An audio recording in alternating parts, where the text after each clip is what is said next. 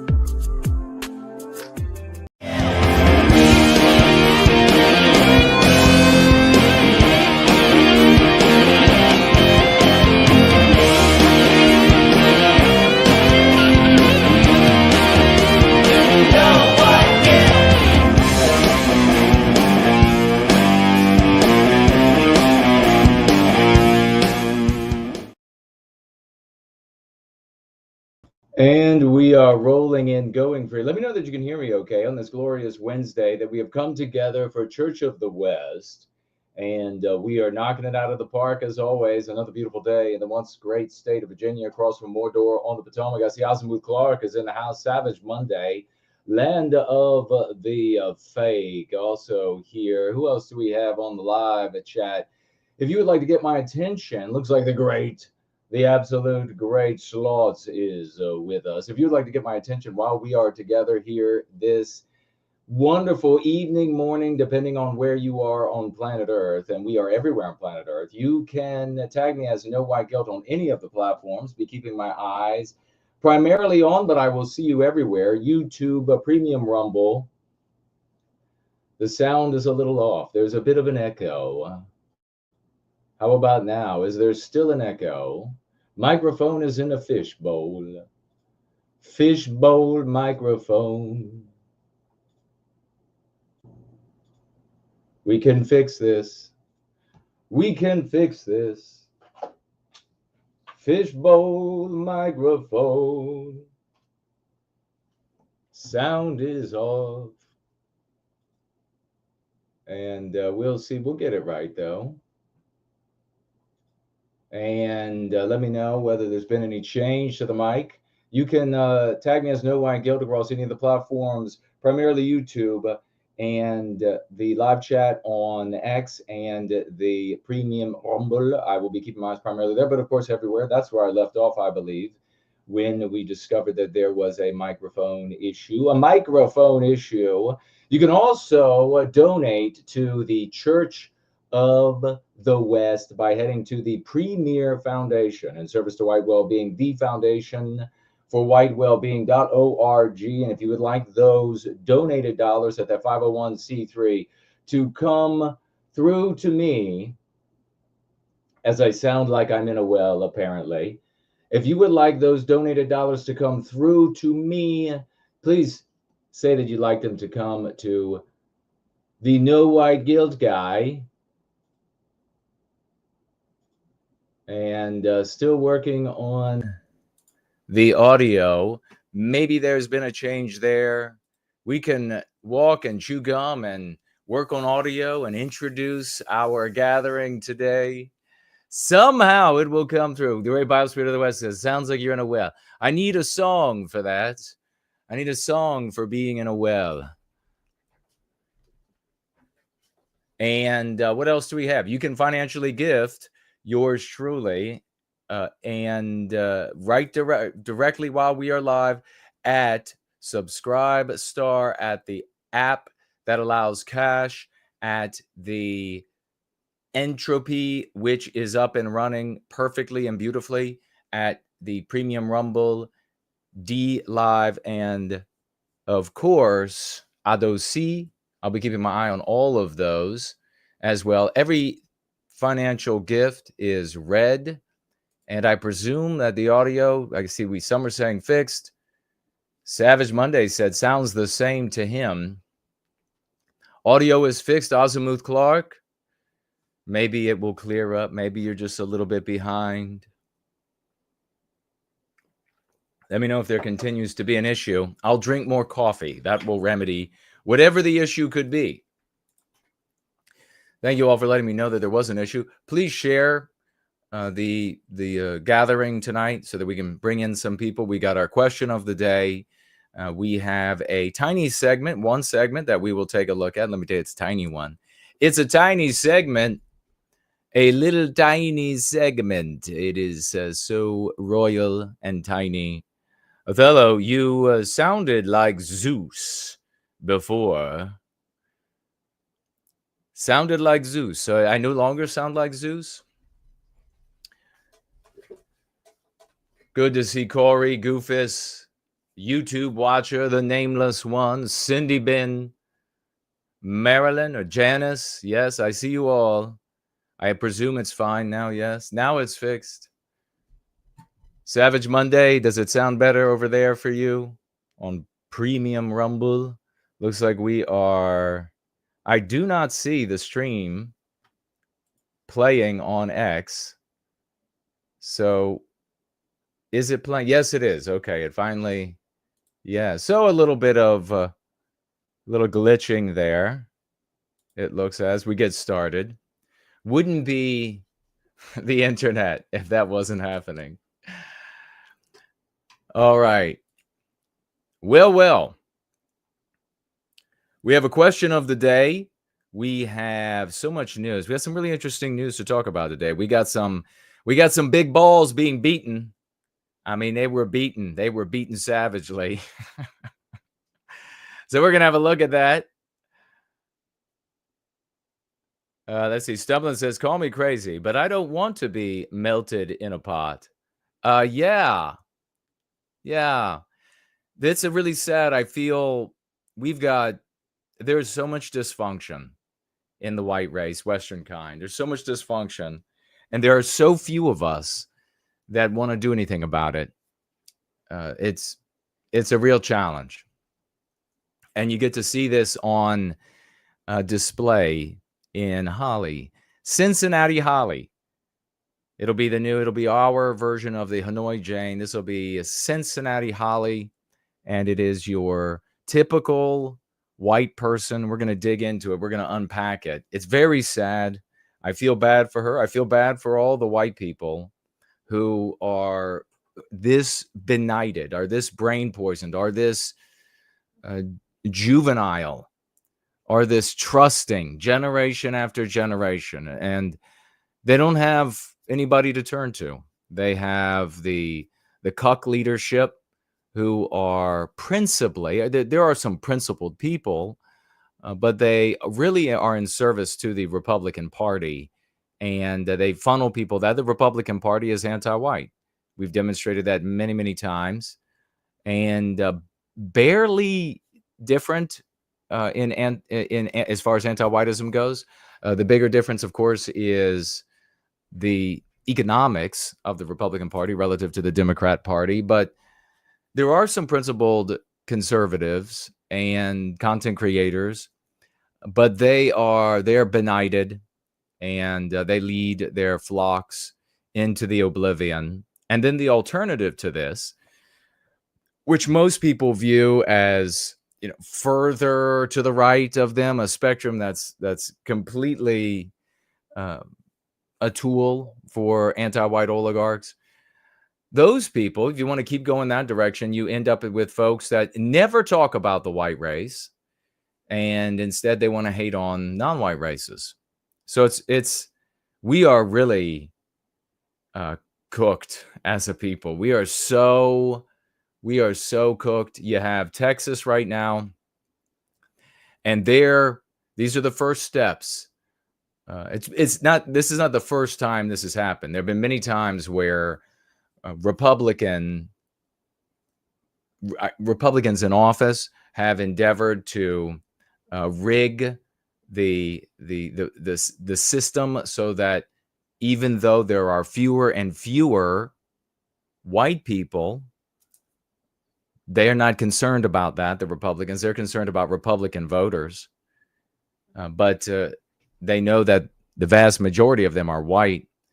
As there are fewer and fewer white people, they try to jerry-rig the districts so that they continue winning. And you're seeing in first time in 2025, and it's going to be, I think, more palpable, more painful, more obviously South African as time goes on, that the Republican Party, by way of the white race, continues to attempt to rig these districts so that you end up with what the anti-whites will inevitably call, and I mentioned this in a tweet, and we'll get to it, we'll have a look at it, minority rule, the exact same meme pathogen used on us in South Africa, rather than just confront the reality of anti-whiteism. As we saw our good friend Benny Johnson trying to do with Marino, who sees himself as a Colombian. Absolutely disgusting, because his parents came from Colombia. He looks like he's got a lot of white, and if not entirely, Spaniard, white Spanish blood. It's time to give up this, oh, I'm just like the poor whatever from the country I came from, senor. Just step up, be white. But of course, they're not going to do that, because that undermines you if you're white. But this is the cowardice of the white race. And this is where we are. I feel like we should be doing these churches, these church gatherings over like shortwave radio. I need to transform. I need to get out of my office. I need to get into a shack out in the woods somewhere. And I need to be broadcast, like hang up some camo and some vehicle mesh up on the wall and say, this is the end. We're coming to the end. It's distressing. It's discouraging. And I've been dealing with this for decades. I actually had somebody say to me that I can't even go into it. I've been, at this for decades. Somebody was trying to tell me that some other person had really should be listened to, because he had been doing this for almost a decade. And I was like, 3 decades, dedicated since I was 12 years old, but most importantly, a project that works, a practice that works. So, I mean, what are you talking about now? What are you talking about? Jim Henson showed up. He dropped off his Muppets, and I was dealing with them. So this can be distressing. There definitely is going to be continue to be a massive die-off of the white race. And by die off, I guess we should just say, biological white erasure. They're going to be taking non-white mates. They're going to not be reproducing. And what's left, of course, that passes through the bottleneck is going to be a very different race. But we have another story of a black guy who was a bigamist, and he had, count them, 3 white wives all at the same time. I mean, this is special. This is really special. We got Mark Dice's video. We have Cindy Ben's article spotlighting the great Dallas Malloy, which should be really titillating. I can't wait to take a look at that. We have Jasmine Crockett. She wants to redistrict according to the non-white population. That's white people will end up agreeing with this, folks. White people will end up saying, that's fair. That's fair. Redistrict so that the non-white people are given the politicians that they want, so that you don't have minority rule, white minority rule.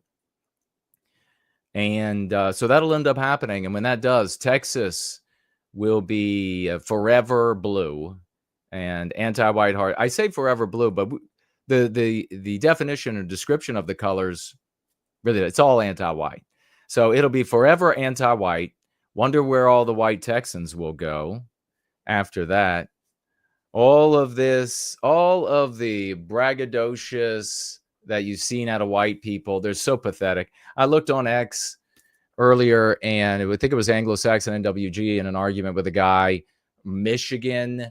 This is a Michigan guy, retired Navy, Michigan football, Michigan football. And he's there trying to tell Anglo-Saxon NWG that anybody can be rated. Anybody can. Now, he knows that if he walks across the street to his neighbor and says, what's a racist? He knows what the neighbor is going to think. So this is just unbelievable, wanton stupidity on the part of the white race, making decisions that continue to lead us into oblivion. We're going to have to reach the folks that continue to do what we're doing, reach the folks that we can reach while there's time to reach them. What's our question of the day? We got, thank you so much. The microphone is fixed. God bless you, sir. I appreciate that. We have our question of the day, which is, what are your phobias? What were you afraid of as a child? Has it changed? Were you afraid of, I think it probably should have, right? Were you afraid as a child of the monster under the bed? Were you afraid of, what were you afraid of?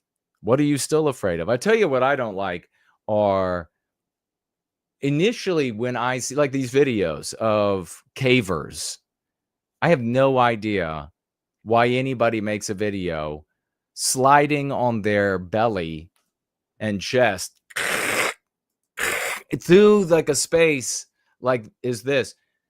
And I look, and at first I'm like, what an idiot. What an absolute moron. Who would do this? And then I'm like, you know what? I'm not feeling comfortable. I'm feeling like I might need oxygen. I'm in this, room or whatever it might be, but I'm feeling I might need a little bit of oxygen. So I don't know about the tight spaces. Like, I might not be a fan. Maybe like a touch of claustrophobia. I don't know. I have been in scenarios where it was very cramped, of course, and just close my eyes or concentrate on something that I had to do. And so it was fine. But I can't really watch the videos of somebody sliding through very tight, difficult cracks in the earth. I don't know what that's all about.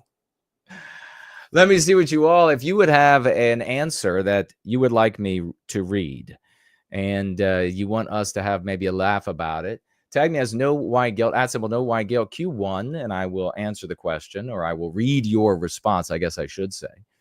to the question of the day. What are your phobias? Do you have a phobia? Do you have a fear that doesn't necessarily make its way all the way to what can officially be called a phobia, or at least colloquially referred to as a phobia?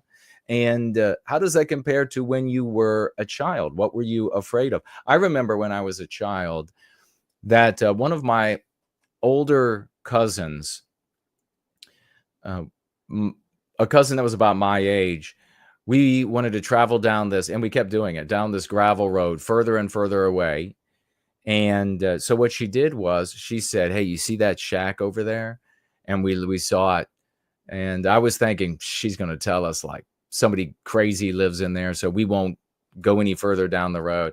No, she said that is the beginning of hell. We weren't like religious or anything, but that still sounded a bit intimidating. She said, if you look ahead, it looks like the road continues, but one step beyond that shack and you're in hell. So it worked. It worked, at least for that weekend. At least for that weekend, it worked. We didn't go any further than that.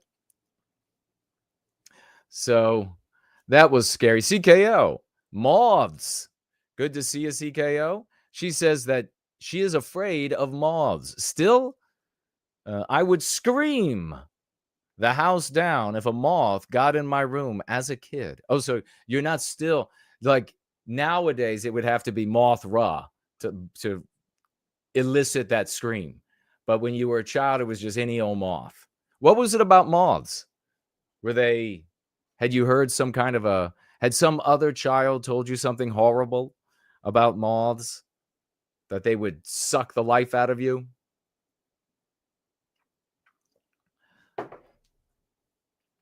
Cindy Ben says she currently gets really nervous going to the dentist. Not me. I love the dentist. What a difference. When I was a child, I was my mom didn't really allow us to make too much of a spectacle. She was like, you're going to shut up and you're going to go and sit in the chair and you're going to obey. You're going to open your mouth and they're going to look in at your teeth. I was like, okay. No complaining. All right. Gardner is here. The powder. You talking about the powder? Yeah, the moth that leaves the powder behind. Biospirit of the West says his all-time phobia is heights. Yes, I think that's kind of common that people have the fear of heights.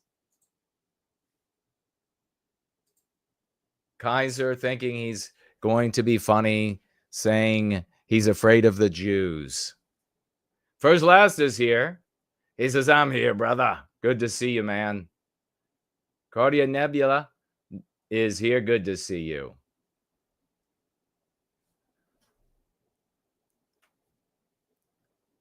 Othel says, I can set you up with a remote radio broadcast station. I'll make it mobile so you can avoid the trackers. That would be cool.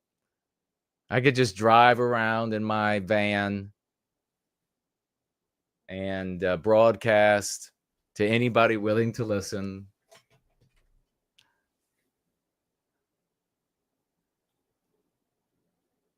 Good to see everybody here today. Remember, tag me as No White Guilt if you have a question, comment, or concern, or you would like to answer this question about phobias. I gave phobias to my siblings.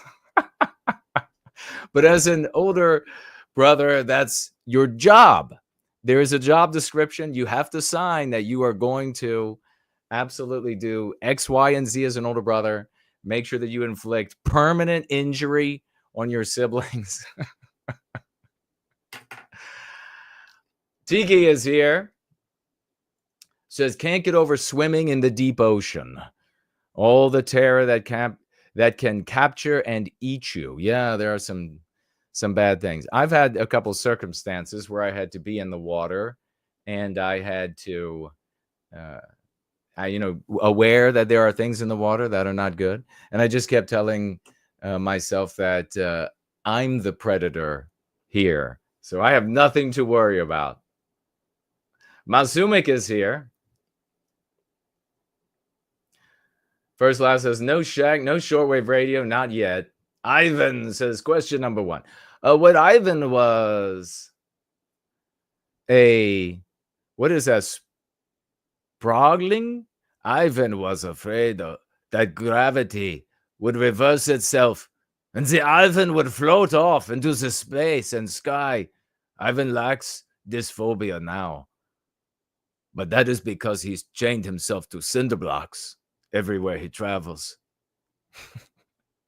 But he says he's still terrified of heights. I was on a construction job, and I really didn't know. I'd never had a big problem with heights, but I had to walk across on a beam like this, and there were many stories below and not tied off.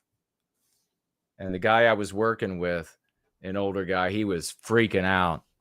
That was probably not the smartest thing to do, but I remember we had to do something. There was something that was out of reach, and it was simple. It had to be done. So I was just like, I'm just going to do it. He's like, don't go out on that damn thing. You're going to fall and die right in front of me. And I was just like, look, I'm just going to do it real quick. It's going to be fine. But I didn't know, I started walking across it, and I was like, yeah, this is kind of stupid. But I got back, and everything was fine. At least for me. It wasn't for him. I think he had suffered several heart attacks watching me do that. Oh, we had a lot of fun out on construction jobs. I had a friend, a foreman, and he was on a ladder, and he kept getting like these little. And I said, "What's that?" Well, he said, "I don't know, man. You didn't feel that?" I was like, "No." Juice was at some distant point working its way through this metal and that metal and this metal. And a little bit of it was going up in that ladder. You didn't feel that? No. Oh, well, he jumped off it after like the 6th or 7th time. And he's like, I can feel it in my heart. Oh my God. Yeah, we had some good times.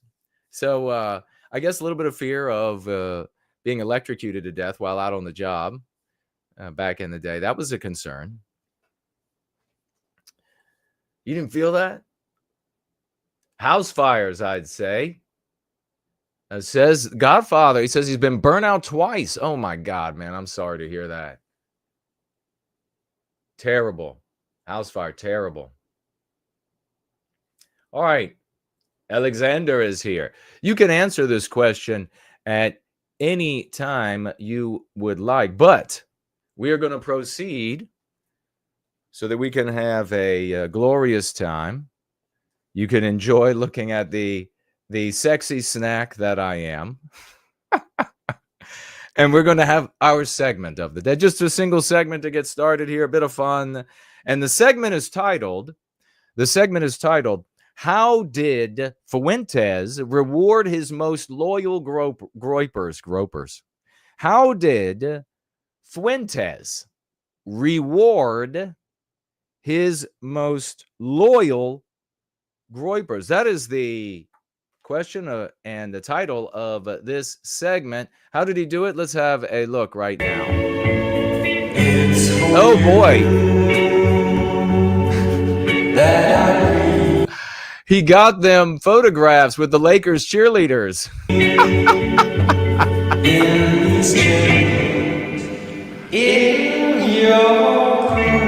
Better be careful about that audio. Better be careful about that audio. These are his most loyal Groypers. He got photographs with the Lakers cheerleaders. Isn't that something? Nice guy.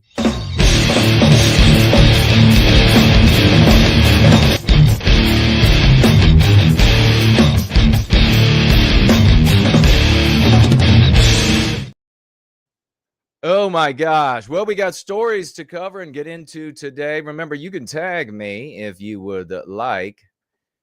over the course of the gathering to answer the question of the day. Do you have any phobias? Do you have some fears as a child that are still with you, that are gone? Did an older brother inflict them upon you? Let us know. And otherwise, we will get into ex-Doge staffer, nicknamed Big Balls, left bloodied after savage DC carjacking. Let's get into this story. 19-year-old former Department of Doge efficiency staffer was beaten and bloodied by a mob of 10 minors. We know that means blacks, okay? We've known that since the 1970s. Beaten and bloodied early Sunday as he thwarted a carjacking attempt in the nation's capital, according to DC police. Edward Quarterstein, who's, you know what, I like him even more that his name is Ed. He doesn't have like a trendy name. His name is Ed, whose LinkedIn handle earned him the nickname Big Balls at Doge, was with a woman near downtown. So it's, depending on the reportage, it's his girlfriend or a girl he would like to have as his girlfriend. And they saw a group of juveniles, blacks, approach their car and make a comment about taking the vehicle. Now, you remember I just told y'all when I was working on the Hill about the 3 juveniles who, I know I already told you they were black. One held a gun on me and told me to wait as the other 2 ran down along this chain link fence that they couldn't climb because it curled back and I guess also had razor wire on it. And they had to run through the parking lot to get to me. And I just left because they were clearly going to be carjacking me and killing me, I'm sure. So I wasn't going to allow that to happen. So I just keep rolling. Now, Ed definitely liking him more and more, did not have that option. They were walking up to their car here, and he and this girl that he was trying to date or is dating. And so the mob of nonages, nonage, I guess, is a legal term to mean that you're a minor. So we'll just keep making this more and more abstract. It was the nonages that came after. And then watch, I remember when I was a child and watching the news, and reporters, I'll never forget this. The reporters said the 3 juveniles, 16, 17, and 18. And I was already a child, but I knew 18 was an adult. I was like, what? What? What? All right, so you know what? If you really wanted to demonstrate how ridiculous our world has become because of anti-whiteism, you'd tack in here the 3 juveniles who may be white, a la CNN. So they approach the car, quote, make a comment about taking the vehicle, according to the police department. Quote, at that point, for her safety, Ed pushed his significant other. So here it's even taking the step further that this is indeed his girlfriend. I don't know why they're kind of playing around with, is this his girlfriend? Kind of not his, I don't know. But they pushed the girl into the vehicle and turned around to deal with the suspects. And there he is, of course. Quote, the suspects then began to assault. So, in other words, another anti-white lynching. Another anti-white lynching. And of course, we know that if it had been 10 white 15-year-olds, they'd be talking about how they're white. If Ed here had been non-white, this would be national news. It would be written in the stars. So we can mention that in order to introduce the lexical and dialectical power of the Go Free dialogic. But big salutes to Ed here. Sad reality is that he's doing the right thing. He's doing the white thing. He's doing the man of the West thing. Big salutes for that. But how many people really are there left to celebrate the actual doing the right thing as a man of the West? Now, the vast majority of white people would celebrate him among non-white females who did the right thing. And I mean, it's just disgusting. Wheelchair-bound people who did the right thing. I'm just so sick of it. So absolutely sick of it. Yeah, but keep talking about Palestine, you fucking losers. Fucking off yourselves. What can I say? What can I say? What can I say? He turned around to deal with the attackers. And of course, the 10 of them beat the ever-living piss out of him. That's what's going to happen. You could be Chuck freaking Norris. And it's not there. The reality is not like the movies at all.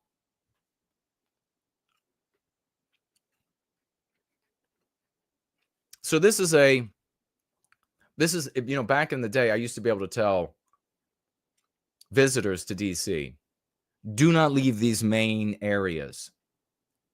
You must see monuments. Do not go away from the monuments. You'll be safe. Kentuckian. You'll be safe, family from Kansas. You'll be safe, family from Minnesota that is busy telling me that all the races are the same. You'll be safe. Just don't go where everybody's not the same anymore, okay? So that's off of these main streets. Stay out here. Now, they're carjacking you right in the nice areas. Well, you know, Marino is going to come save us for the abstraction of having nice cities. 10 blacks did that to him. Can you all see that? He's a little guy. This is evil. I would have loved to have been there. I would give anything, even to be armed only with my white rage, my physique, my knowledge of how to kill and maim with my hands. Just to be armed with that. Nothing else. I mean, a truncheon would be nice. A MAC-10 would be nice. But just to be armed with my hands and my knowledge and my physique. And to blow into that scenario as 10 of these anti-white monsters were beating the hell out of this white guy that did the right thing. To be able to blow into that like a fucking bull on crack and steroids in a china shop. I would be maiming and of course I'm joking. It's just jokes. But I would go through there like a fucking tornado. I would go through them like you have no idea. But that's what they did to our boy Ed. And I like him a lot more that I know he's named Ed.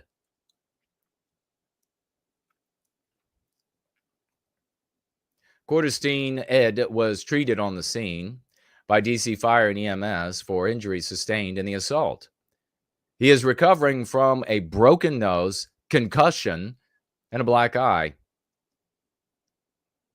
So the kid is said to be very bright. So we need to be protecting our brightest members, not having them be concussed by anti-white monsters with an IQ probably a third of his. But that's the West we have today. Let's talk more about Palestine. What's happening to the Palestinians? Fuck you all. Trump tweeted about it or posted about it. Of course, look at here. Crime in Washington, D.C. is totally out of control. Local, quote, youths. We know what they mean by youths, Trump. But you're not going to say it. That's cowardice. And gang members. So what do they mean, Trump? What do they mean when you put it in quotes? What do they mean? Get some balls. Randomly attacking, mugging, maiming, and shooting innocent citizens. How about doing all of that to our white brothers and sisters? You're not going to be brave enough for that. And of course, yeah, they were released. Were any of them caught? I don't even know.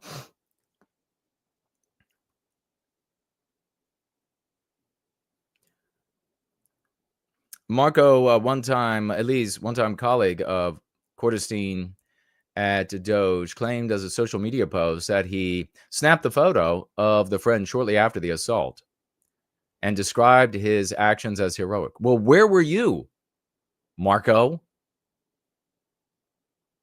Where the hell were you? How did you show up just as it was over? Violence like this in the heart of DC is completely unacceptable. Well, then we've got to become a people. If you want to put an end to it, we've got to become a people. We know how to do that here. We're doing that. But you've got to become a people if you want to put an end to it. As we see it here. Because otherwise, I mean, good on Ed, though. Pushed the girl into the car.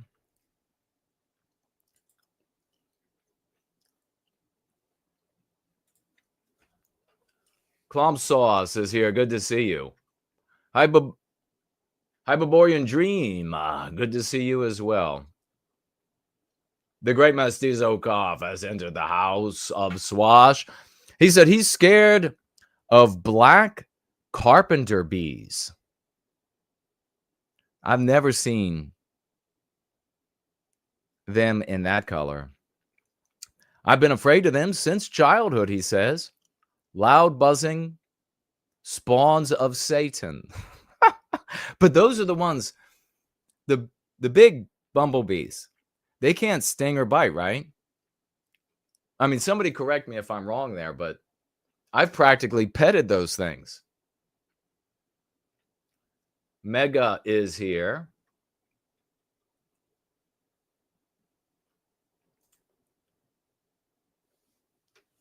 Thank you for sharing, my good brother. I was, thinking about Godfather mentioned about the house fires. And this is not a house fire, but it was an episode with a fire. Being a man of the West, and therefore had been a young man of the West at one point. We were out on a friend's farm, and we went out and found, of course, since we were going to make a fire, we couldn't just make a normal fire. We had to find the biggest pieces of fallen tree that we could and drag them back with the four-wheeler. That was not a good idea, but we did it anyhow. And this one tree had this rotted out core down the center of it. So you could look in one and see out the other. I don't know how, it was maybe like 9-8 feet or so long. And we just threw it on the fire, and it was sticking out a little bit on one side and a lot on the other. And eventually the fire burned a hole in this tree up into this rotted out segment, this tube down the center. And it was dark dusk. And I remember I was leaning over, very young. And I was looking at it, and I told my buddy, I was like, you got to come here and see this. The fire jumps into this rotted out core and then does these loops inside this tree, that trunk of a tree that we had thrown on the fire. And he's like, really? And I was like, yeah, you should see it. And I'm looking, and all of a sudden, a little bit of like a whistle sound, and fire shot out of it at me. Oh my God. It was a flamethrower. It was like a rocket taking off. And of course, after the initial moment of, do I still have my hair? Has my face melted off? And everything was still there. Then it became the coolest thing that we had experienced in many months. And we celebrated every time the thing whistled and threw flame out the end of it.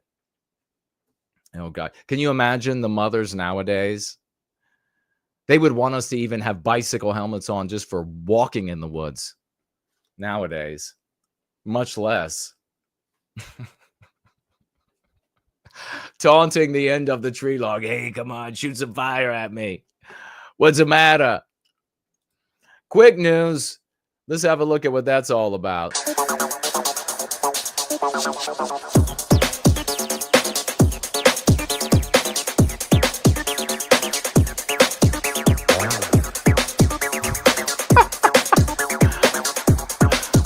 The dog's getting his groove on.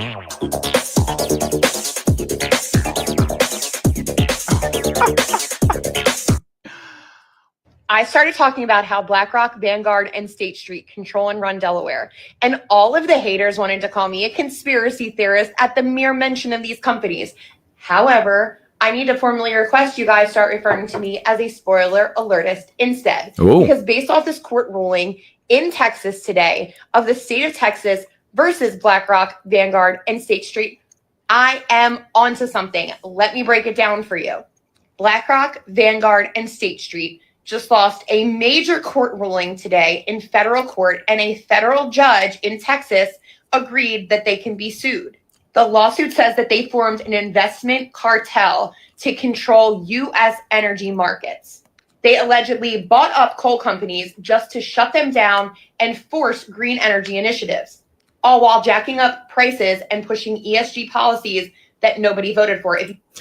So keep in mind, as you hear something like this, that the way to prevent this from happening, the only way to prevent this from happening, is to become a people, a percentage of the white race to become a people. Not the whole white race, but a percentage of us across national lines around the world to become a people, to organize, to help each other, to bring money in for the work that we're doing for White Wellbeing, for our richest members to come and use their wealth and their connectivity to object to and arrest the victimization of our people.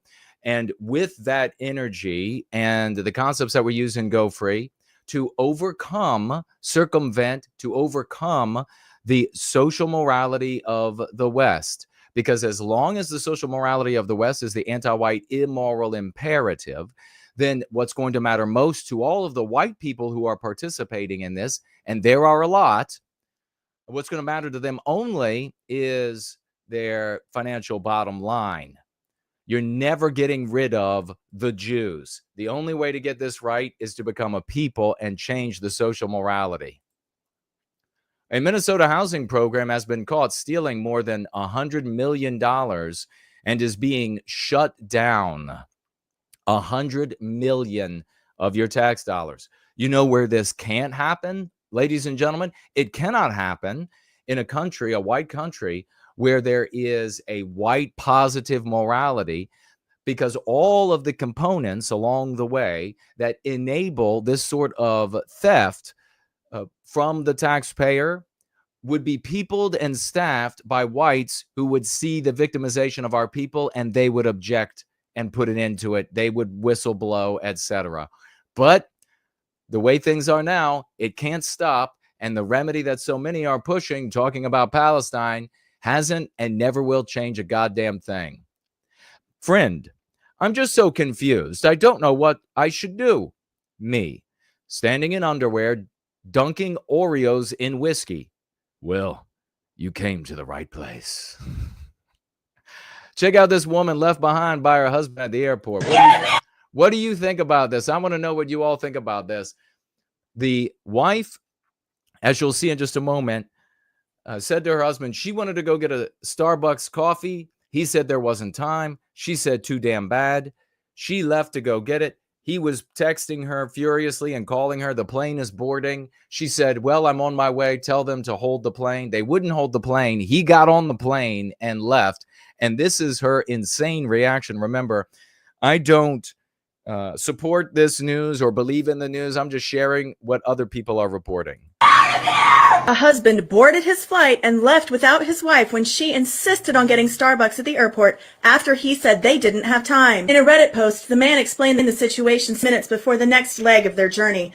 But the wife insisted she wanted coffee and the husband offered to get it from the market right next to their gate. He insisted, however, on going to Starbucks, which was nowhere near their gate. He told her they did not have enough time, but she went anyway without him. As the plane was boarding, this husband called his wife 4 times to ask where she was. She finally answered on the 4th call and said that she was on her way back to the terminal and that the line at Starbucks was exceptionally long. The husband went ahead and boarded the plane after the gate agent said they couldn't hold up the flight. He full on left his wife behind. A wife is a spouse and an equal, not a doormat or a servant. And Redditors were very concerned about this woman, encouraging her to make an exit plan. And she did post an update saying she has a plan in place to leave. She deserves so much more, and she shouldn't have to live with his disrespect.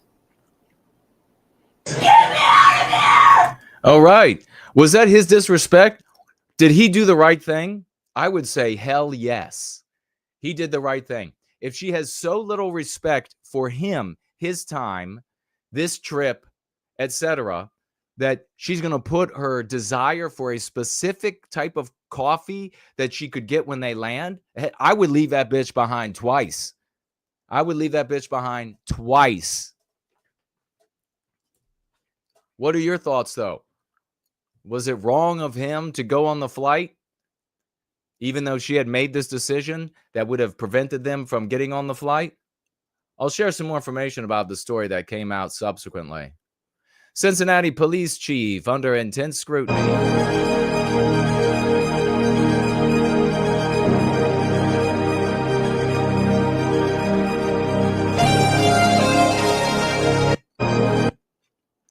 How about this? Fusion East, a restaurant in New York City, is currently under investigation after it was discovered that New York City Department of Education had spent nearly $1 million this year on catering services from this single restaurant. The New York City Department of Education said in their defense that they were spending the money there to push work with minority and women-owned businesses, close quote. How are you supposed to compete if you're a white guy that owns a restaurant down the street? How can you compete with that? You can't. This is how the white race, a big way that the white race is undermined. And it is so despicable when you hear white women saying, well, the white guys are just not succeeding. I'm just going to have to go out there and get me, become one of the 3 brides that this black guy has because he's riding high on the hog.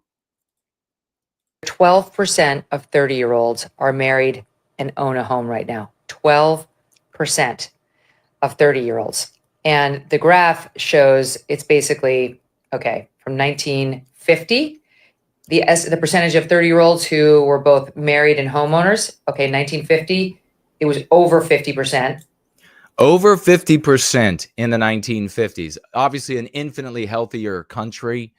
White men and women, 1950s, over 50% married and owning their own home by in their 30s.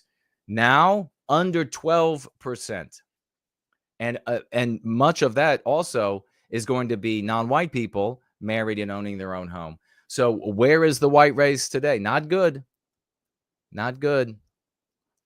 How about this pod calling the kettle black? Annoying how white people think that they could just take up so much fucking space. White people think that they can take up space. Oh, this is our country. Get the hell out if you don't like it. We're going to be here. This is the hatred, the intense, deep, and unabiding anti-white hatred that anti-whites of all races have. So just seeing white people taking up space infuriates this non-white anti-white so much she had to make this video and post about white people are always taking up space, standing in the middle of the line there at Starbucks and other places. Of course, what is the exact? We all know the exact opposite is the reality. Whether that be on the sidewalk, on the train when there's a crowded train. They'll leave their backpacks on. Like, when they're on a crowded train, they shouldn't be allowed on the train at all. Sometimes I buy stuff just to make the cashier feel awkward. The internet says you're missing the condoms. It gets really uncomfortable if the cashier says, let's see, where somebody else had written here something like, "What are you up to tonight? What are your plans?" Oh boy. How about this? White female, anti-white female teacher. And this has been something I've complained about, I feel like, infinite times over the years. She is defending the human sacrifices of the Incan Empire, saying that they were voluntary and that they were kind. They were kind when they cut your heart out and they ate it to appease the whatever god. I will die on this hill. I'm specifically talking about the Inga here. Now, you know what would be funny? Not really funny, but what would be funny nonetheless is she finds out this data, like they found in Peru, for example, that white people were in the Americas. According to that data, you'll have to check it out for yourself. If she were to discover that the original rulers of these pyramidal structures were white, then I guarantee you she would change her story about whether or not it was voluntary in kind. This is the thing that you see with anti-whites, in particular, white anti-whites. You've seen it over the course of your life. They will fabricate villainy for the white race. Where there is something that is untoward in the white race, they will magnify it to make it into the most demonic thing that you've ever heard. At the same time, when it comes to non-white peoples, there is no villainy that they will define and treat appropriately. They will always, pardon the phrase, whitewash their monstrous action. And here you have it right now. This white female saying, oh, it was voluntary, it was kind, because they thought that they were appeasing their gods. How about this white dumbass getting into an argument with these black people, thinking that he's one-upping them? I think he got what he deserved, thinking he's one-upping them because he's not calling them out by their race while they are calling him white trash and white MFer. Go ahead. I never say anything about your color, bitch. I never say anything about your color, did I? Nope. I'm so much better than you. I never say anything about your color. You're being trash. I'm not running. Whoa, look at that. Put your hands on me. Look at that. You're going to get arrested, dude. Holy shit. You just attacked me. Holy shit. Oh, my God. Well, you might get arrested. Just letting you know. Get arrested for what? For assaulting me? Because you're white? No, I never go. Look at that. Look, the guy just threw this full can. Look at that. Oh, my God. I never hurt you. It ain't over. I never hurt you. Oh, my God. It appears that he was struck with an automobile. Oh, the white race. You suck. Black female, white female. Black female, white female. Black female, white female. The black female is telling us that if you use a certain word, well, as a white person, all the blacks and browns are going to beat you senseless, and that the good whites, once they're beaten up, they understand that they're not going to say it anymore. And the white female is telling you that requiring people to be on time and to be productive members of society is, quote, racist, and you're evil for having that white norm. Sensitive 4 years, and depending on you, America, it could potentially be violent. Black people have already told y'all they are not going. I made sure that I put on eyeshadow, look like my shower cap. That's how suave I be.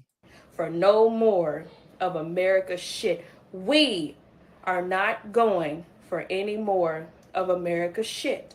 So if you take your ass in public and you mistake 2025 for being 1925, Well, you call out N-word. Oh, yeah. And they come clunking you in your Oh, head. they're clunking you in your head. Damn direction. Every damn direction, they're clunking you in your head. God, really? Really? If white people go out and they start shouting "enter" at a bunch of blacks, you all are going to maim us? No, really? Oh my God. Did you hear that, everybody? Thank God she's telling us. I'm sure so many sensible white people were right on the verge of doing that. Let's hear from the anti-white pig. Hi, this is just a reminder that hustle culture is white supremacy. Prior to colonization, there was no structured idea of time in the sense that we have. Prior to colonization. So in other words, the white race came along and they said, hey, look, you have to abide by our norms of being productive. And so you got to make use of your hours every day. And if you are not productive for society, then you're garbage and we don't want you in it. Beings would wake up, find food, eat the food, be in community with their tribes, and then go to sleep and do it again each day. There was no concept of being lazy. You didn't have to be productive to have worth in society. See, that's, yes, that's one of our norms. You've got to be productive to have worth. That is one of our norms that of the many that lead to the creation of Western civilization. And I guess in these other people groups that you're talking about, Fatty, I guess in these other groups, you don't have to be productive for the community. You could just sit on your ass. And that might be one of the reasons that they don't produce Western civilization. And now, if you can't work, even if you have a chronic health condition, physical, mental, or emotional. Can you imagine? You have an emotional chronic condition. Okay, here's the kiln. You are seen as subhuman. So yes, while it's great to have goals and ambition, you have to be able to let yourself relax. Because if you don't, you are feeding into this system of white supremacy that is trying to literally steal your soul away from you. Unbelievable. This is remember what we're talking about. What's all of the attacks on all of the norms across the West based in? It's this anti-whiteism. It's this retributive justice against the white race that so many of the cucks continue to ignore. And you're going to see that, unfortunately, with Holly. Just a reminder that tarantulas are known to kidnap frogs and keep them as pets. I wish I was joking. You see, normally tarantulas eat frogs, but scientists realize that sometimes when a tarantula lays eggs, instead, it will keep a frog as a guard frog to protect its eggs. Imagine this. This seems to be smarter than the people groups that anti-white pig was talking about. From things like predatory insects and ants. In return, the tarantula will keep the frog safe from predators and other tarantulas. And since the frog helped out the tarantula, once the eggs hatch, the tarantula will still keep the frog as its pet or let him go and live his life. That's the coolest thing I've ever heard. A mere 12% of 30-year-olds are married and own a home right now. We got that one already. American Eagle stock is soaring, having generated $300 million in a single day. Meanwhile, Jaguar's Jaguar's female CEO is stepping down after a disastrous woke rebrand that drove the luxury automaker sales into the ground. The rebrand launched last fall with a new logo and ad campaign that infamously featured no cars at all, instead showing androgynous. So this was a luxury car brand that anti-whites thought that they could advertise like this for, and that it would increase sales or maintain sales. Really astonishing. Conservatives, cucks, are going to counterfeit that as a victory of their own. And finally, who flies an airplane this recklessly? Oh, my Lord. Oh, looks like it touched the ground. Look at that. Who could be this reckless? Oh, it's the damn cats again.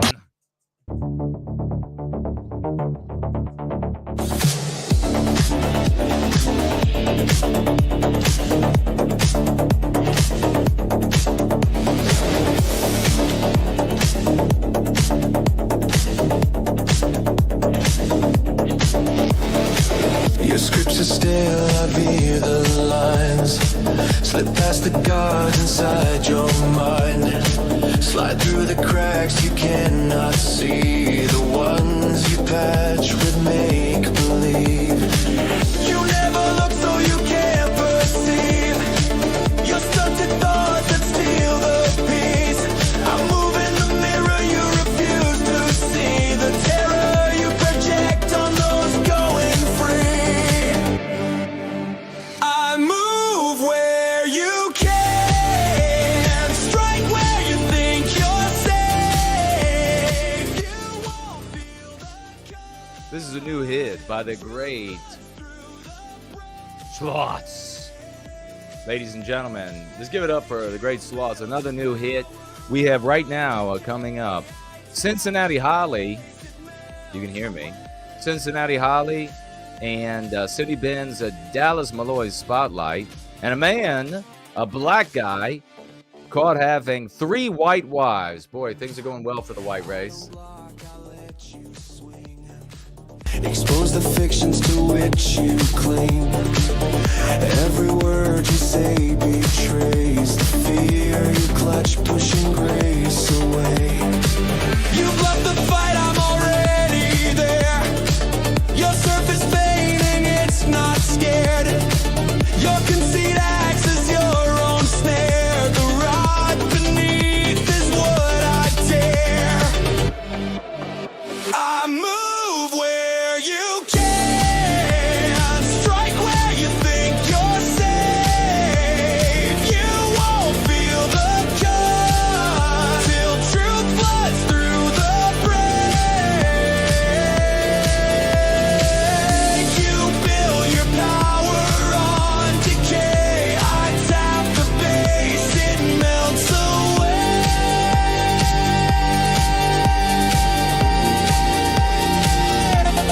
Feel of your ruin pulses in my veins, driving the surge that cleaves our chains. Anti-whiteism trembles from the break, free and rekindled, are besieged awake. We move where you can, strike where you think you're safe. You won't feel the cut till your hold starts to shake. You build your power on decay. We tap the base, it melts away.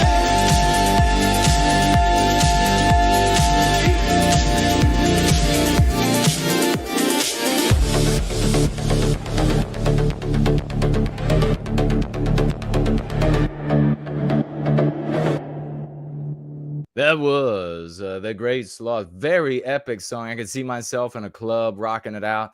The lasers, the thumbnail there was blue, and I was having like these visions of like the blue lasers shooting through some fog in the club. Totally cool. Here we have Benny Johnson was able to get Holly on. Now, you remember what's happened with Holly, Cincinnati Holly here. The other day, she and a group of friends went to celebrate the birthday of one of the friends. How many were in the group? I don't know. They went out, and there was a jazz festival going on. By her own words, in her interview with Benny Johnson here, she said that they were leaving. They had exited a bar or club, and they were jumped. That's her words. They were jumped. Well, of course, we saw the video of 2 of the white guys being punched from behind, and their arms are, they're not squaring up for a fight with someone. They're being punched from all different directions, thrown down, and when they get thrown onto the pavement, anti-white terrorists, the anti-white lynch mob, they're running up, they're kicking them in their kidneys, kicking them in their face, stomping on their heads. And this was going on for some time, and it was kind of a sprawling thing, kind of this way and that way. And there were a lot of cackles. There was a lot of screaming going on. You kind of got the impression that they were maybe right beside the zoo. and there were the zoo animals were getting into this, and they were screaming. There was a lot of cackling and screaming going on, running up and stomping these guys. And finally, one of the guys, he's able to get to his feet, and then immediately he's been stomped in the head. He's concussed bad. He starts drifting to the side and falls down and hits the ground. At some point, as they're being beaten, one of these guys, one of the white guys, presumably white, who was yelling that he was like 65 or something like this, he had been thrown to the ground. He had been kicked. And at some point, he got up, and I guess he had enough, and he started calling, I guess, one of the black guys an N-er. Potentially, it was him. And as a consequence of them attacking him, you can't even say, of course, you can't say that even when they are lynching you for being white. This is clearly all about white people being in a black space. Every white person knows this. We live our lives. We go out into the world, and you can go into these areas. You can go into these spaces that have been claimed by non-white people. And in that crowd of non-white people, there obviously are going to be some wonderful or normal or average non-white people of all non-white races. But there's also a high percentage every single time of anti-white, non-white people. And they see your presence, just like we were watching here a moment ago, of this non-white female walking down the street, videotaping herself and posting her fury at white people being in her spaces. They just hate us. They hate seeing us. They are at war with us, anti-whites of all races. They hate seeing our presence. They really hate when they've claimed a space as theirs, as we see in Los Angeles, as we see in New Orleans, as we see. How many cities do we have to see? Atlanta, where even the public officials come out and they say, this is a chocolate city. This is a black city, this, etc. And I mean, look at even up in Boston with Wu. And she's doing everything she can to facilitate the white erasure of Boston, of all places, claiming this as theirs. And then they outright tell you, this is ours. You are not welcome here. Can't we have our own spaces? Well, you were given your own. We built you schools of your own. We built you water fountains of your own. We built you all of this. We built your communities for you all to live in of your own. And then you said, no, that's not good enough. We need to live among you. We need to go to school with you. You can't build us things. You have to allow us at your stuff. You have to allow us access to you, your houses, your white women, your white children. You need to give us access to all of this. And you see, though, that the natural course of events, as these things come to fruition, as they come to their denouement, they then say, we don't want to see you at all. We now have the spaces. We now dominate these spaces. It's not yours anymore. Don't show up. So we've all experienced in our life, we've gone places where you were given immediately the energy, the signal that you as a white person were not welcome.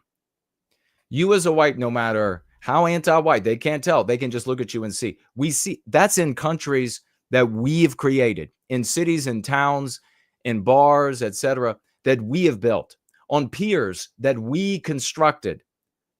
And this is the energy that we're given. Get out, it's ours now. Well, this friend group went down into Cincinnati, and they were obviously getting the signal, but they didn't quite get it. They didn't quite get it, or maybe they didn't care. Maybe they thought, maybe they bought into some of the anti-white propaganda. Maybe many of the group were anti-white. Holly does not seem to be any more anti-white than the average white person. In fact, she has the mentality that we need to be able to speak to and win over. And it's very sad. It's puerile. It is, I mean, to stay with that theme as well, immature. It's childish, sticking with that theme. There's so much of it, as you see, as it comes out of her.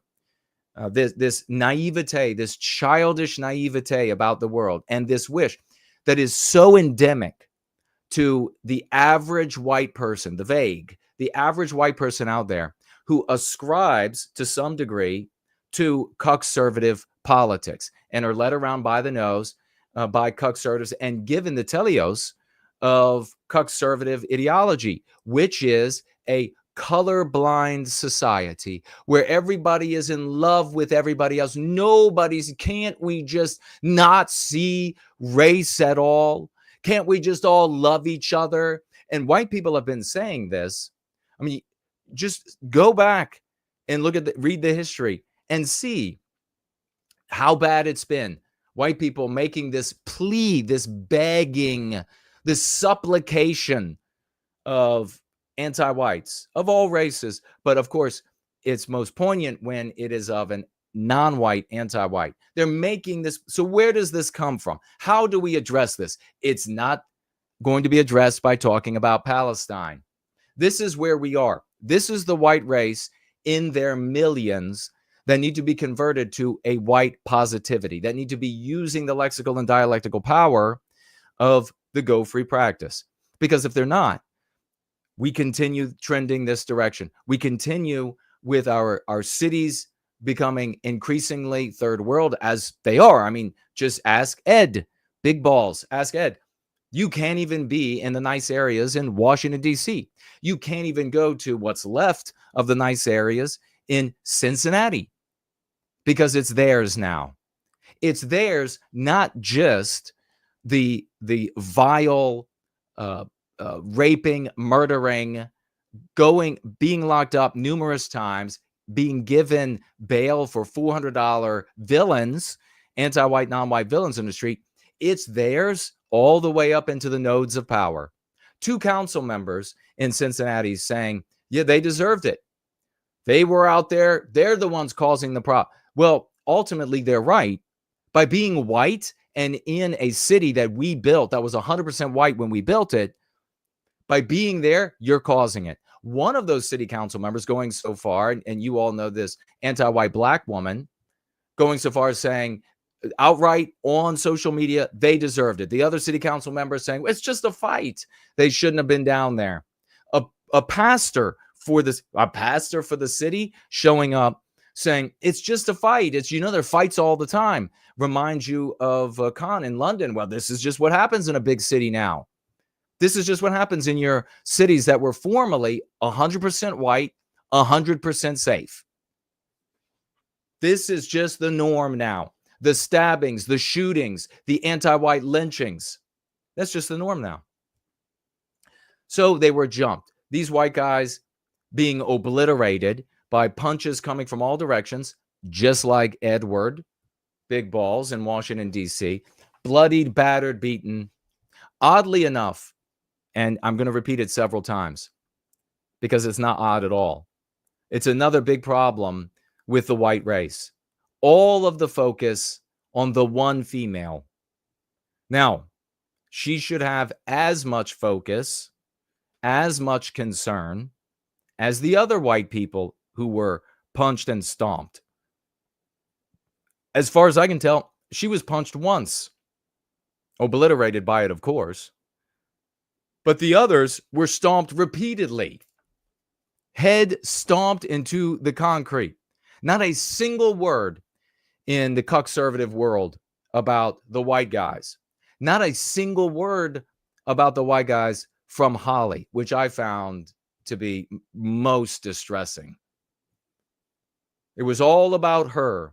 It was all about the focus on the females. It's all about making sure the white girls are okay, cutting out spaces for them so they don't have to compete against males in their sports, making sure all the way to the end of the white race that the white female will be comfortable. That's a problem we have to overcome. That's one of those hard pills that white people have to take, that we have to, maybe you could look at it this way, elevate the value of the white man up to equal to the white woman at a minimum. So Benny Johnson decided he was going to share major clips from this interview. The full interview, I think, is posting today or tomorrow. And I wanted to share because this is so instructive. We needed, as soon as I saw this, I thought we have got to explore Holly and what comes out of her mouth toward the end of the final clip that Benny Johnson shares. And he, of course, is choking back, tearing up, because it is distressing. And this is another one of those examples of white males being the true caregivers. White males being the ones who actually care about everybody in our race. Because a fully grown, along in her years of adulthood, with grown children and another young handicapped child, it breaks down in tears, and it's distressing. As white males, we look at our women and children crying as the people we have to immediately defend and protect and coddle and carry. Regrettably, too few white females feel the same way about white males. Regrettably. Holly did, though, in the midst of the savage beatings, attempt to placate the attackers. These are her friends, by the way, that are being stomped into the ground. So she attempted to placate them. And of course, you know now, one of them, was it Merriweather, whatever, ended up punching her in the face. And that, of course, is an act of anti-white terrorism.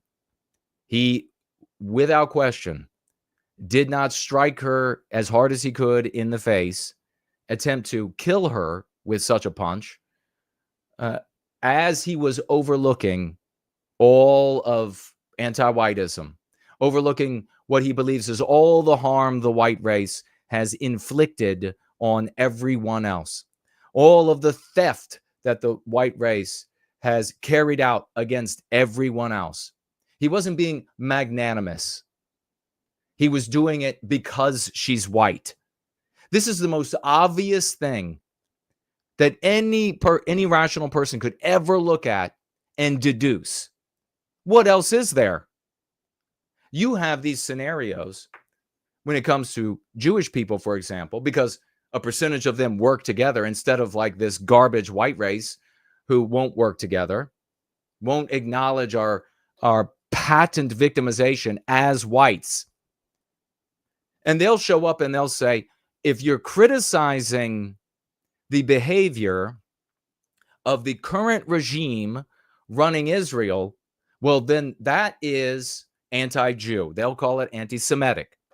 That's the smart thing to do. The white race can't get this. They're not honorable enough to come here and say, obviously, this is what this guy is doing is right. This is the way to go. This is what's moral. This is what works. So Benny is holding back the tears. And kudos to him. It's a tough couple of moments as this white woman is crying her eyes out. But it requires some explication. What's happening here? What's going through her mind? Are we right in service to white well-being? Is there an anti-white narrative? Is there a social morality? And is that social morality the anti-white immoral imperative? And you'll find it's not very long, you'll find as we dig into this and expand on what she's saying, that indeed we are 100% right. And indeed, this will continue unless or until we are able to carry the lead. We are able to be that force that so many other whites look to for guidance and leadership on how to reclaim our destiny and arrest our victimization. This simply won't end. Before I show you and have you all breaking down and trying to hold back tears, Holly was asked, she was given an opportunity, I guess I should say, by Benny to speak to the many people in a GoFundMe that have financially gifted Holly. Benny started, you all saw the actual video, we watched it here, where Benny said to Senator Marino, hey, we should get a GoFundMe together. And it ended up being Benny Johnson who got that GoFundMe together, and currently, as of yesterday, was up to just shy of $500,000 that has come in to help Holly. Not a penny, as far as I'm aware of, for the white guys. I don't know what they're going through. The white race doesn't care. So he asked her if she would like to share her thoughts for everyone who had financially gifted her thus far. She says, quote, I just don't even know what to say. Just the love. The love from everyone and the humanity and the wishes and the peace. Before I go any further, I want to point out, because it has to be pointed out, who's humanity? What is humanity? What is the humanity that she's referencing? These are our norms. The humanity is not derived from humanity. It's derived in the West from the white race. And I would submit primarily from the males of the white race. Because the white females have no humanity, apparently, for the white males. Or very little. The only white women caring about the white guys who got their heads stomped in the ground, kicked in the face and everything, are their mothers, if they're lucky. So when she says the humanity, she's talking about our norm. Everything encapsulated in this single word to define the proper treatment, the gentle treatment, the fair treatment of others in our civilization. Do we see the exact same thing around the world? Is it identical around the world? No. There are a lot of similarities. Some people groups very similar. Other people groups very dissimilar when it comes to the humanity. Important, therefore, to point out when she says the humanity, it's a product of the white race, not a product of the human species. She says, and the wishes, and the peace, and it just made me see how many people out there are still good. Before we go on any further, because the next word is because, what is she talking about now? What does she mean? It made me see how many people out there are still good. It seems like there's a possibility that she could be going this general Christian type of direction. The sinner, the moral person. Maybe she's going that direction. It would seem, but nah. The next sentence reveals that she's actually thinking about the anti-white narrative. She's thinking about her guilt, her white guilt, and about the evil of the white race in the anti-white narrative. She says, it just made me see how many people out there are still good, because for so long I just thought the whole country was just full of shame and hate.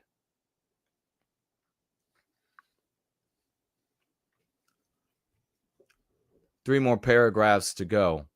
The shame here she's talking, I submit, maybe you think differently, but I submit the shame she's talking about is the white guilt that she feels for the hate, which in her, the white hate, the hatred of non-white people, the hatred of other religions, the hatred of etc. Everything that's not white, everything that's not Western. Those two words are brother and sister. They're siblings in her head, because that's what the anti-white does. You are to have shame. You are to have white guilt if you're white because of your people's hatred of others.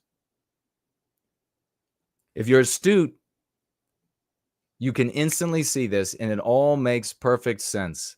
This is a self-contained practice that the Go Free dialogic that perfectly explains the thinking, actions, the make predictions, make retrodictions, understand the present, works perfectly without having to change the formula one iota. She goes on. And I just want you all to know that you guys, now it seems like she's kind of speaking also to Benny Johnson and his audience as well. I just want you to know that you guys have a great community of love. I don't even know what to say. Listen to this next line, because this is a person who is technically a member of our race. If we would have a people, she would be a member of it. She's been completely severed from any peoplehood whatsoever by anti-whiteism. This is a diseased animal. She says, I don't even know what to say. You all are just beautiful humans. That is as awkward and clunky sounding, inelegant. You are beautiful humans. There is no race. There are no races. There are no peoples when it comes to a white person looking out into the world and how the white person needs to articulate the world should operate. At the same time, acknowledging that there are non-white groups that are beautiful, wonderful, special, beautiful humans, not even beautiful people, beautiful humans. That is, for the average white person, certainly the one who is a follower of conservative ideology of its various stripes, that is the loyalty group, humans. Now, do you wonder? You have a group of people who are loyal to the humans, and then you have other groups of people that are loyal to their actual people groups. Who is going to win that contest? You all are just beautiful humans. And let's keep moving forward with love. And now, what does love mean right there? What does love in this sense, in this context, means ignoring our victimization as whites. She says, just let's keep moving forward with love for your neighbor, for your cousin, and your coworker. Now, when she says that, that's just slop. She's not thinking. The problem here for her is that she's making a socio-political statement. Why is she making a racial socio-political statement? Because she's been trained that that's the moral thing to do. Now, some of you might be thinking, CRS could have shown up. CRS, Community Relations Service, is an entity in the federal government department and the FBI, I believe. Every Western country that we've looked into, there is an analogous to CRS. And when there is a crime committed against white people that becomes popular, they show up at the door with the color of law, and I'm speculating here, of course, you'll have to check it out for yourself. They tell the white person, you don't want to say that they did this because of race reasons. You could get sued for that. You could start a riot for that. You could instigate radicals to want to come after you. And that's why so often, in part, we see the exact same kind of self-flagellation by whites, and these utterances of subservience to the social morality, the anti-white immoral imperative, this subservience and this pledging of one to anti-white ideology. But the reality is, you don't need CRS to show up, not anymore. This is the actual thinking of white people. This is what they think is the right and normal and good and moral thing to do. That has to be addressed. That's what we address with the Go Free practice. That is not addressed by talking about Palestine. So she's saying here, she's trying to awkwardly walk us into being race blind. Don't acknowledge that we are victimized as a people group, as the white race. Everyone should aspire, of all groups, should aspire to seeing no race in the world. We should all just love each other. I have a little bit of an unfair awareness of her thinking because I know what she's about to say. Nonetheless, it should be evident at this point that she's talking about the anti-white narrative, awkwardly trying to introduce the subject of we shouldn't care about the races by saying neighbor, cousin, coworker. She then makes very clear, and stop looking at them as white or black or foreign. Just please God, just start looking at humans as humans again.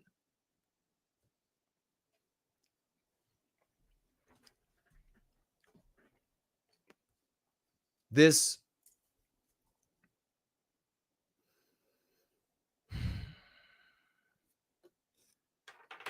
begging of the white population. This is the mindset in the millions of our brothers and sisters. They were told as a consequence of anti-whiteism that they were going to end up in this eudaimonic multiracialism. It's going to be okay. Don't worry. Everything we're saying here is moral. The vast majority of the white population takes heed. Everything we're saying is moral. These people just want a better life. They just want more children. They just are not able to work right now, so you have to pay for them to have children. They just need your jobs. They're going to come in and build wonderful families, and it's going to be wonderful. It's going to be nirvanic. It's going to be beautiful. Everybody's going to get along of all these different groups. So it's just going to take you overlooking these challenging periods. You're just going to have to deal with it for now. You're just going to have to accept it. And the only thing that you can do, white person, is to continually reaffirm that we should not see each other as white or black or foreign or different religion. We should just see ourselves as humans. The most ugly, inelegant, absurd people group imaginable. The most impractical, improbable, unworkable people group imaginable. That is not how the human animal works. Literally reaching into the biology classroom to snatch up the word human because people somehow maybe implies to some degree different groups of people. So stretching even further, we're this close to Homo sapiens. We should just be loyal to Homo sapiens, is the infantile, conservative, cuckservative, white mindset. And again, I'll point out, what are the odds? What are the chances for a people group to behave as selfish individuals with a loyalty to humanity, to Homo sapiens, What are the odds that they are going to succumb? Well, it's 100%. The writing is everywhere. And yet you still have the purest form of this childish wishing and hoping for the impossible eudaimonic multiracialism. That's the morality of the right wing. That, ladies and gentlemen, is the morality of the right wing. We just need to be basing everything on meritocracy. That's where the problem is, they'll tell you. We can have this eudaimonic multiracialism if we just base it all on meritocracy.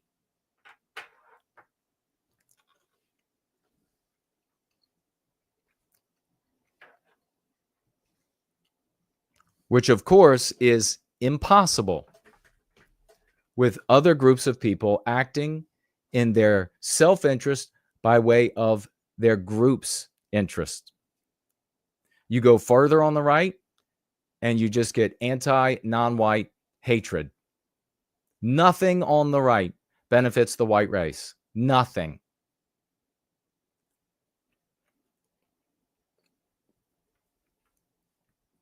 Bottom line, what she's saying there, what anybody with this mentality is saying there, and I feel really bad for her because she's so poisoned with anti-whiteism.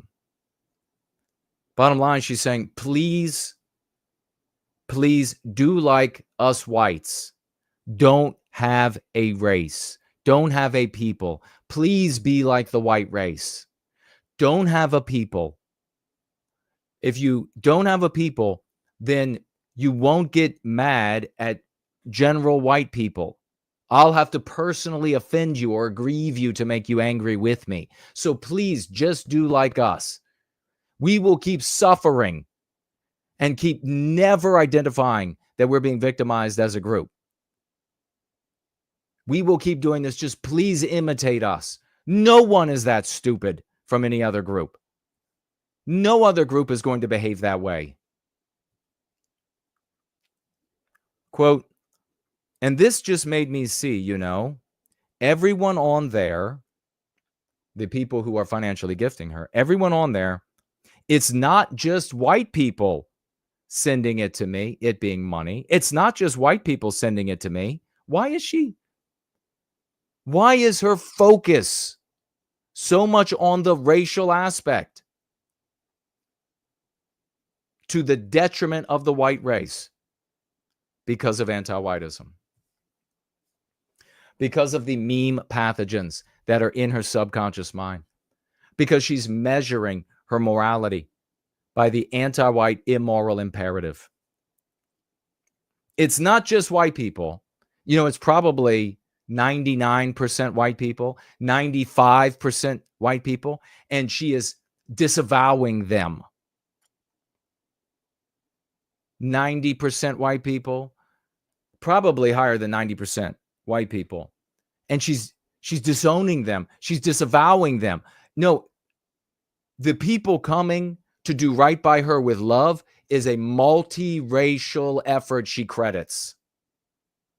She was savagely, almost murdered by anti-whites. And her response is to turn around and credit multiracialism for the love she's feeling, for the well-being that she is experiencing as a consequence of the love being sent in messages and in dollars. She says it's not just white people, it's everyone of different nationalities and different colors and different religious beliefs, different political beliefs. It's a melting pot. Well, I'm sure you all can see exactly what's being said there. That has nothing to do with the people financially gifting her. She can't tell what their political beliefs are. She can't tell what their religious beliefs are. She's not seeing photographs of these people. She might be able to look at the names and discern, well, that one looks like it's probably not a white person. That name there looks like it's probably, but she's not able to determine anything beyond that. Unless the people are writing, I'm a staunch communist socialist and I want to financially gift you. Nobody's writing that. And if there are, it's going to be very few. And she's going to, even if it is very few, even if there are very few, she's going to use the weight of that insignificance as the evidence of a multiracial effort, a melting pot. What is the melting pot idea for the average white person? The eudaimonic multiracialism. The nirvana of multiracialism. Just be like us white people. Just ignore your race. Just don't have a people in a race. And if you don't have a people in a race, then you won't harm me as a white person unless I personally aggrieve you. Doesn't work that way, white people. How many generations have to go by of this failing?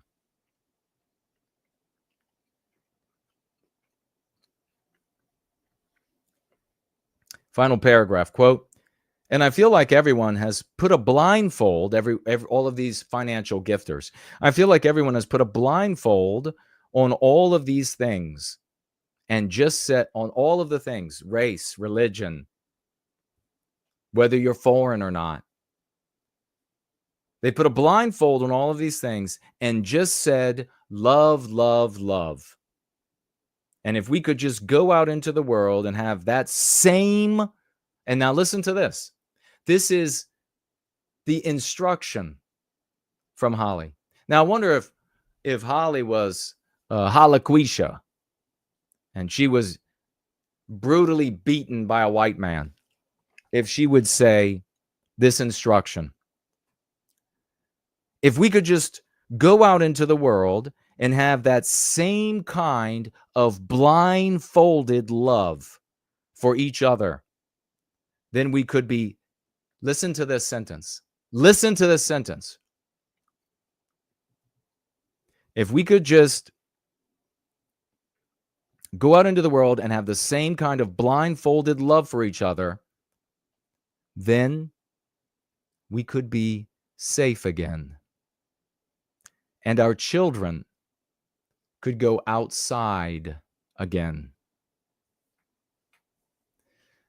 This is the mournful pleading and wailing of the white victim of the West. When she's talking about we, she's not talking about Hispanics not able to go out different places because they'll be victimized. That's not happening. She's not talking about blacks going out, not able to go out places because they'll be victimized on the basis of their race. That's not happening. She's talking about the white race. She said here in this final sentence that we white people can't go out and be safe. Our children cannot go out and be safe. We are hunted. Anti-white lynch mobs attack us as they did on that night in Cincinnati. Her remedy, though, is to beseech non-white people to be as people-less as the white race. Because, as I said, if they are as people-less, as selfishly individualistic as we white people are, then she and her children and white people in general won't be victimized for being white. She and white people out there in the world would have to personally aggrieve individual non-white people for them to be angry with them. She wants to be able to go out into the city and have a good time. She wants to be able to go to the supermarket. She wants to be able to go to that mall. These are all the experiences of the white race. The mall that we used to be able to go to, that is too threatening for us now. Those certain blocks in the city that used to be so much fun back in the day when it was safe for white people can't go. We can't go anymore. The clubs that we used to go to, or the bars that we used to go to, not safe for white people anymore.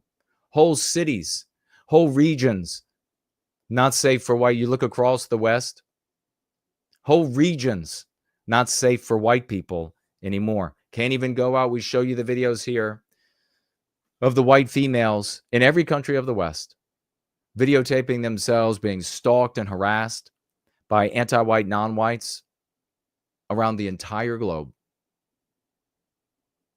If you'll just be as selfishly individualistic as we are, as blinded, as crippled as we are, with no people, then you won't victimize us for being white. Please, let's be that. Please, she says. And this is the mentality of hundreds of millions of white people that we have to get to.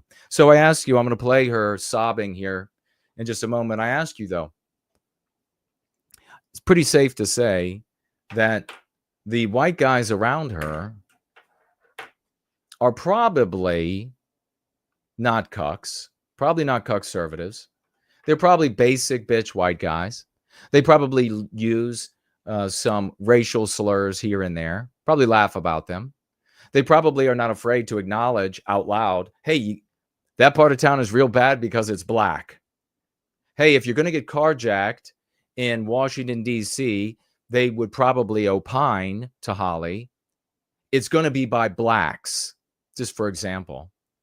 Hey, if you go to Adams Morgan in D.C., you're probably going to get harmed by Hispanics. They would probably opine to Holly. What does that do to Holly?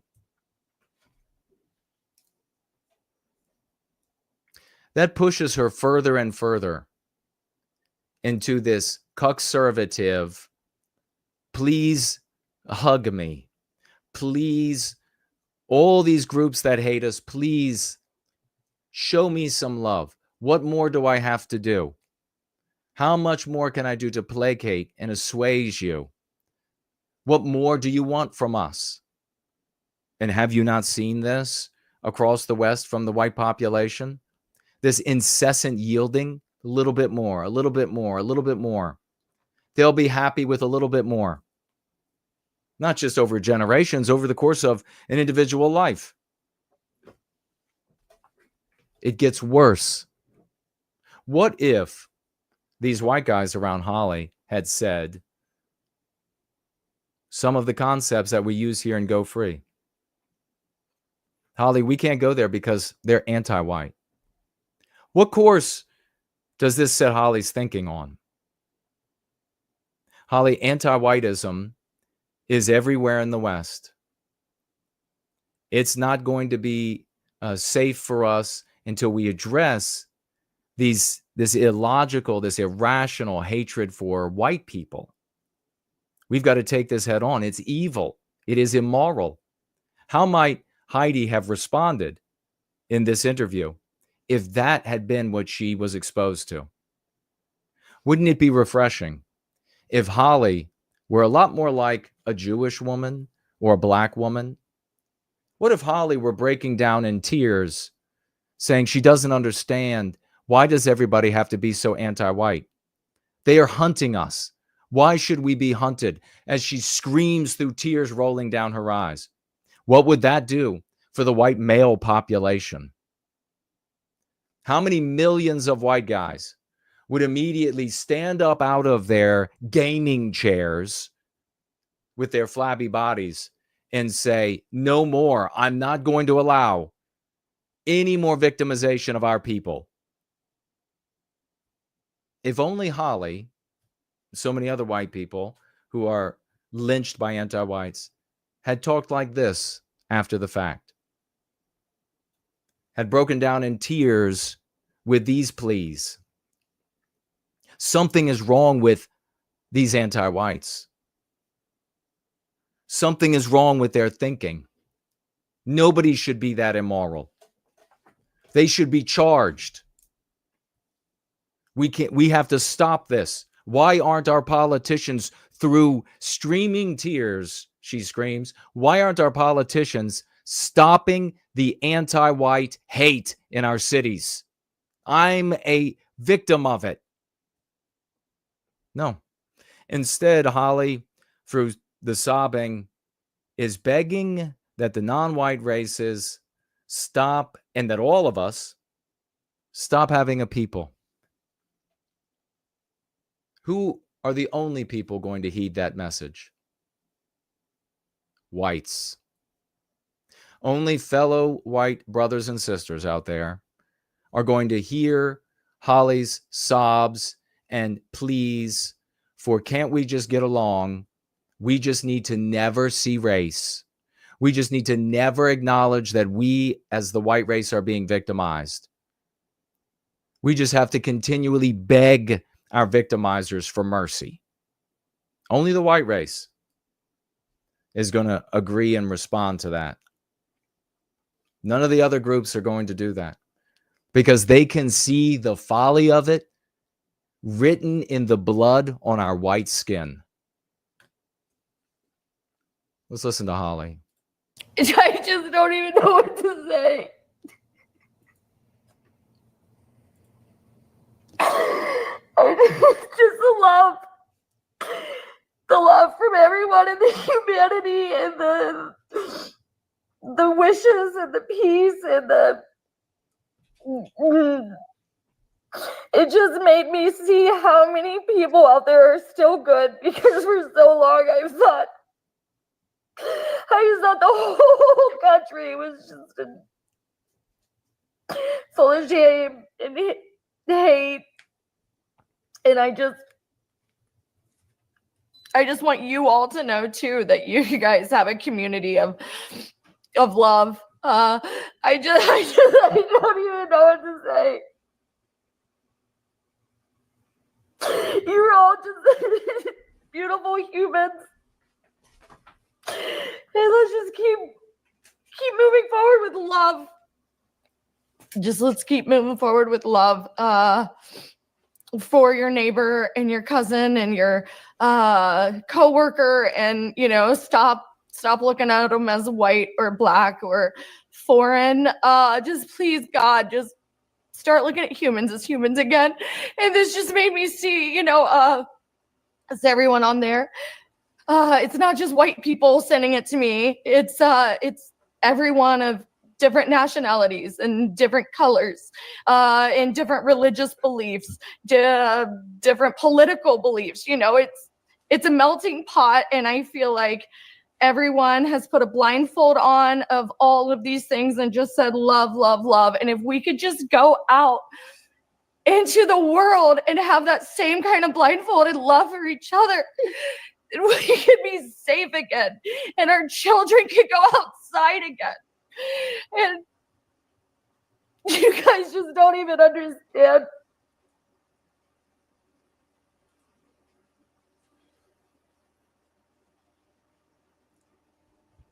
We have to instigate the return of our atavistic instincts. We have to instigate a return to a much healthier white race.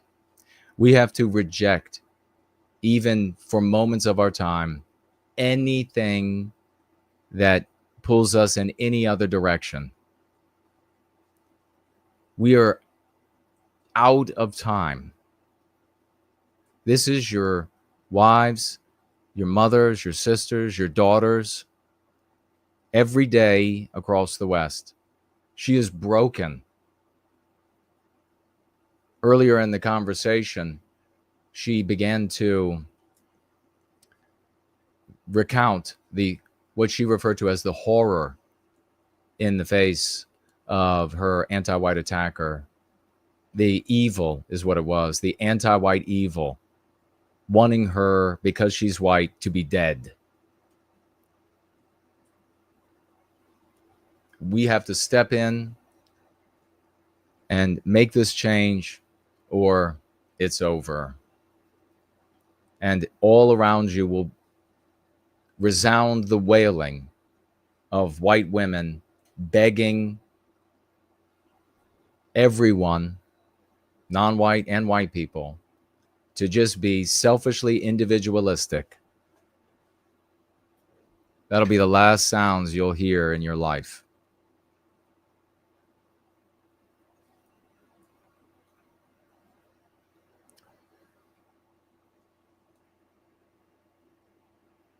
Sloth says you are more than before your time. No white guilt. Thank you, brother. I appreciate that. Samuski says, I'm not sorry to say this. Seeing this just disgusts me and hardens my heart. It's not our similarities that make us the same. Precisely, brother.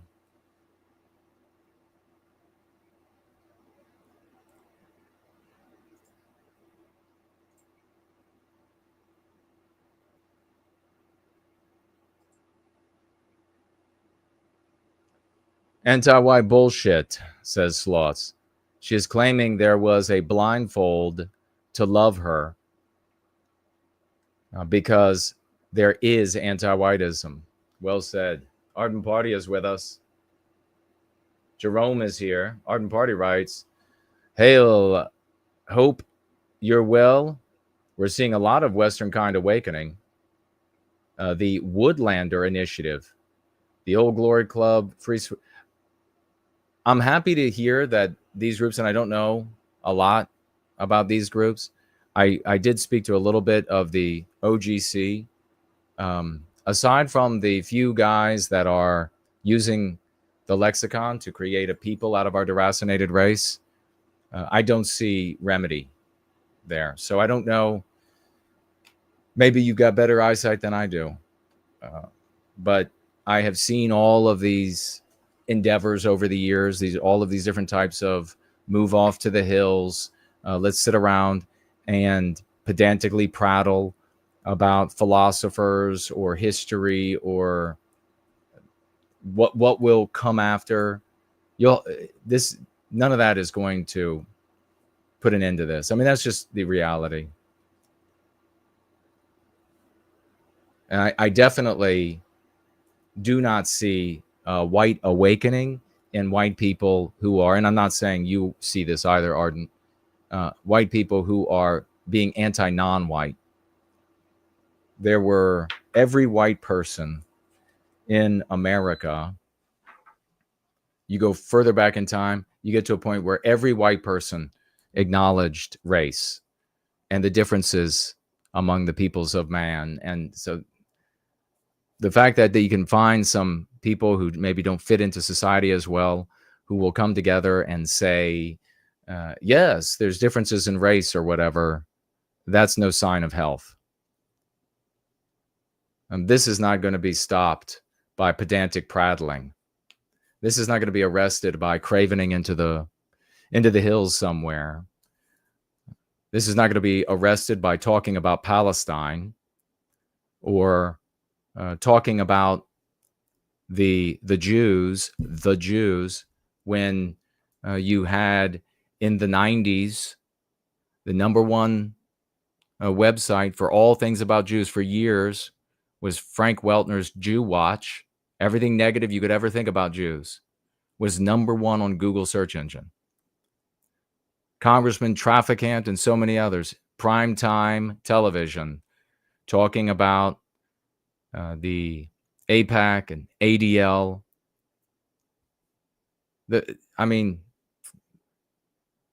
You look at something like this, and I clearly explained, and you can all see and follow very easily what are the thoughts going on in her head. We know exactly how she's been programmed. We know exactly how the white race is functioning. This is going to get so much worse because of the refusal to do just what is really obvious. What is really obvious? You can't march in the street and change this. You're not going to intimidate the system. You're not going to argue anti-whites out of the power that they hold. This has to be done. The only way it can be done by a percentage of the white race becoming a people across national lines. That's it. That's it. There's no other way. That's it. This is in a way repulsive. I feel for her. I'm not saying Holly is repulsive. What's been done to her is repulsive. Her reaction to this is repulsive. It's going to be headlines. You'll be seeing headlines of her calling, in so many words, for selfish individualism. And then you'll see conservative white people all sharing and spreading and saying that's the way it has to be.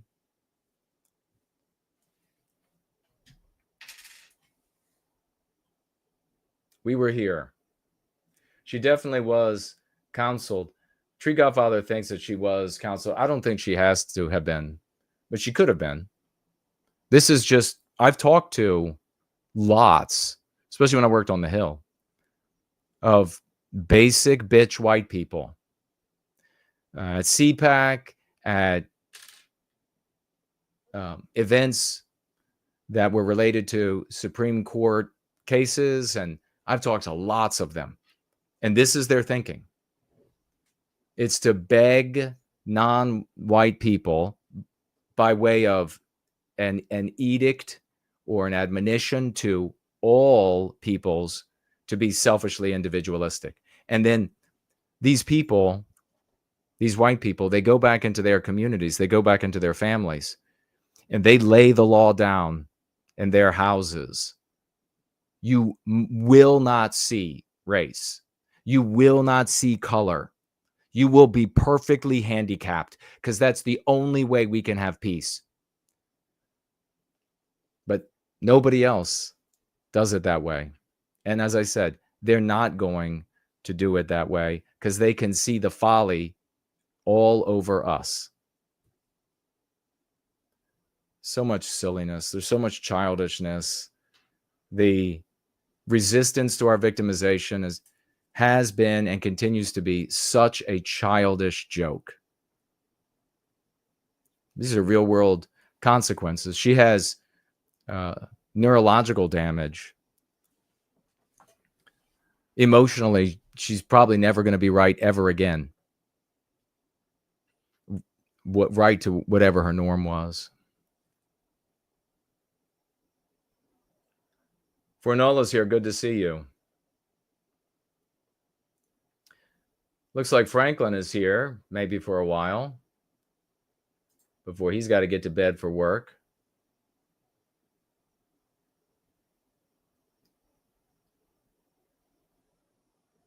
Kinfolk says, I'm shocked she didn't tell people to turn the other cheek. Kinfolk, you know what's interesting about that is that it reveals that the true impetus here, even when it expresses itself through Christianity, is anti-whiteism. So it's not she's definitely not speaking from a regular position of a regular churchgoer and trying to lay the ornamentation of Christianity on top of anti-whiteism. This is pure anti-whiteism coming through. Pure anti-whiteism. A Jewish woman wouldn't act like this. A Jewish woman would not get beaten for being Jewish. Pick any group, but beaten for being Jewish, and then go on the air and cry and beg that we all need to be individuals, selfish individuals, not have peoples, not see any of our differences, not acknowledge the racial targeting of the Jewish community. Wouldn't do it. So you can see right there, I mean, as simple as it gets, the remedy to this. Look at the difference in outcomes. The Jews are not being erased in the slightest. Blacks are not being erased in the slightest. But whites are. But yeah, don't listen to me. Keep heading out to those more popular leaders, group leaders, content creators. Keep listening to them. Keep finding faith and in the things that have failed forever. Here comes a guy with a community that's been succeeding, people that apply the practice and it works, perfectly laying this out. And it's like, no, 100 of us are the only ones. This is truly Camp of the Saints. Truly Camp of the Saints.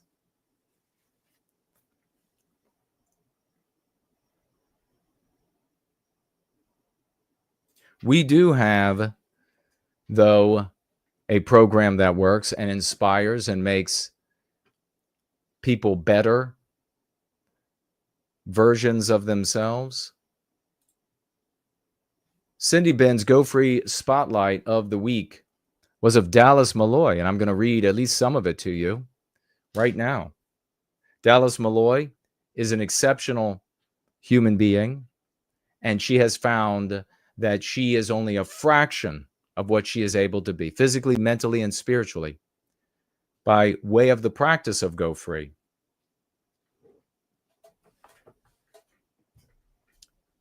And she says so in this spotlight over on the No Why Guilt Core, nowhyguilt.core.com. You should be a member and follow and read over there, especially since we have the great Cindy Ben here, journalist extraordinaire. Go Free Spotlight of the Week, Dallas Malloy. Arm outstretched, clenched fists. The picture on her book shows that Dallas Malloy knows how to deliver that 1-2 punch. And as a pioneering woman in boxing, she has now discovered Jason Kuna at No White Guilt and is fighting for white well-being. Quote, "Our survival is on the line," said Malloy. "As the anti-white fog is being cleared from my sight, I can now see the situation is dire. The continuation of our white race depends entirely on overcoming and conquering anti-whiteism, or we're doomed to total destruction, mentally, emotionally, spiritually, and even physically. The revelations keep coming as I venture further on this great path." What path is it? It's the path of the Go Free dialogic and practice. But the moment that really clinched it for me was a video of Jason saying, "Whatever you think you are capable of physically, double that. Whatever you think you are capable of mentally, triple that. Whatever you think you are capable of spiritually, quadruple that." That sort of high-level, self-actualizing language is where I live. His words and energy were exactly for me, close quote. And energy she has. Malloy made boxing history in '93 when at age 16, she became the first female boxer in the U.S. to have sanctioned amateur bout after winning her discrimination lawsuit for the right to box and set up a women's division. She is now a 2023 International Women's Boxing Hall of Fame inductee and professional coach, and just released her new book, Stand Up and Fight, Words of Courage from a Woman's Boxing Pioneer to Unlock Your Faith and to Conquer Fear. In addition, she is a professional actor and musician, as well as a classical pianist since the age of 6. Malloy discovered Kuna, and exceptional people, exceptional white people, exceptional non-white people. They discover me, they discover Go Free, they discover this community, and they say yes. Not dysfunctional, not maladaptive people, not neurodivergent people, angry, ugly people who make up the swarms of followers for others.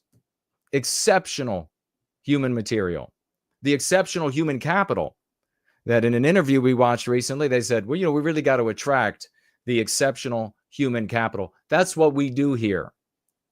And we make them better.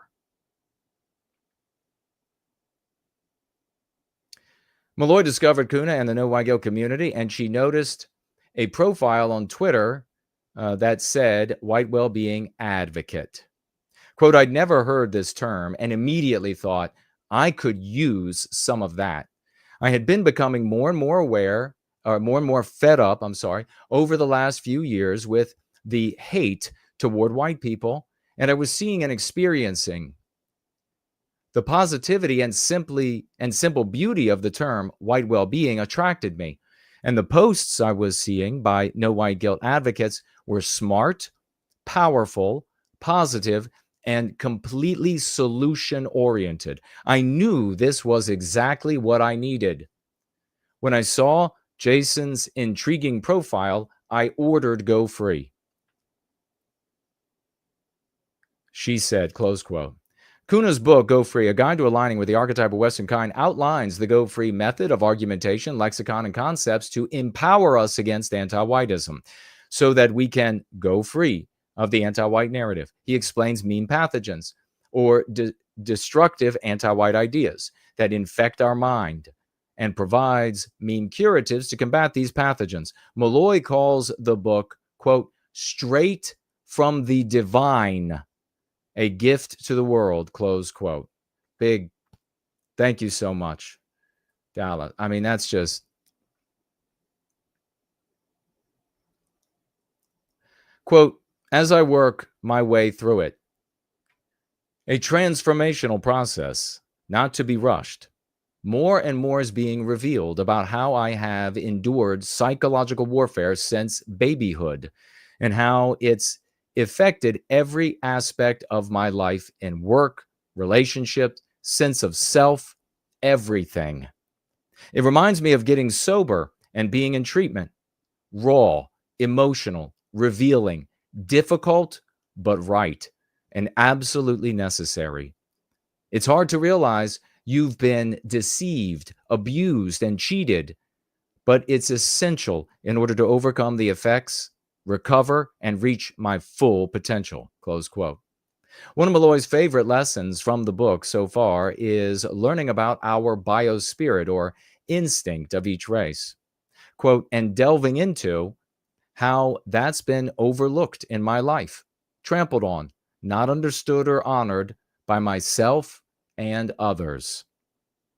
Undoing the meme pathogen that we're all just individuals and actually appreciating my race and unique biospirit is extremely empowering and also brings a comfort I never even realized I was lacking. Jason's unapologetic passion and brilliance delivering life-saving words and remedies have given me an arsenal to make every aspect of my life better, stronger, more successful, and more everything that I am meant to be.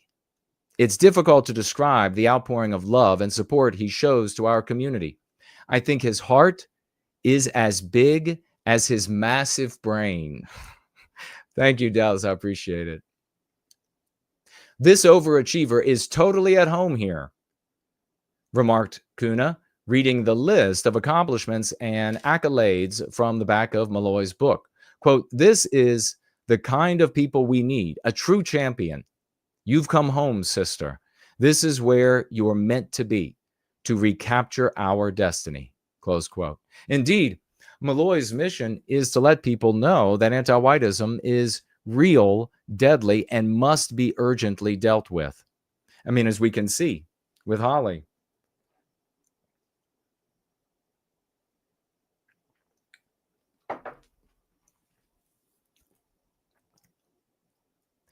Quote, and Go Free is the remedy.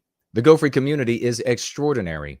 They demonstrate daily what it means to act as a people, supportive, honest, intelligent, thoughtful, loving, passionate, and laser-focused on the well-being of our people throughout the world.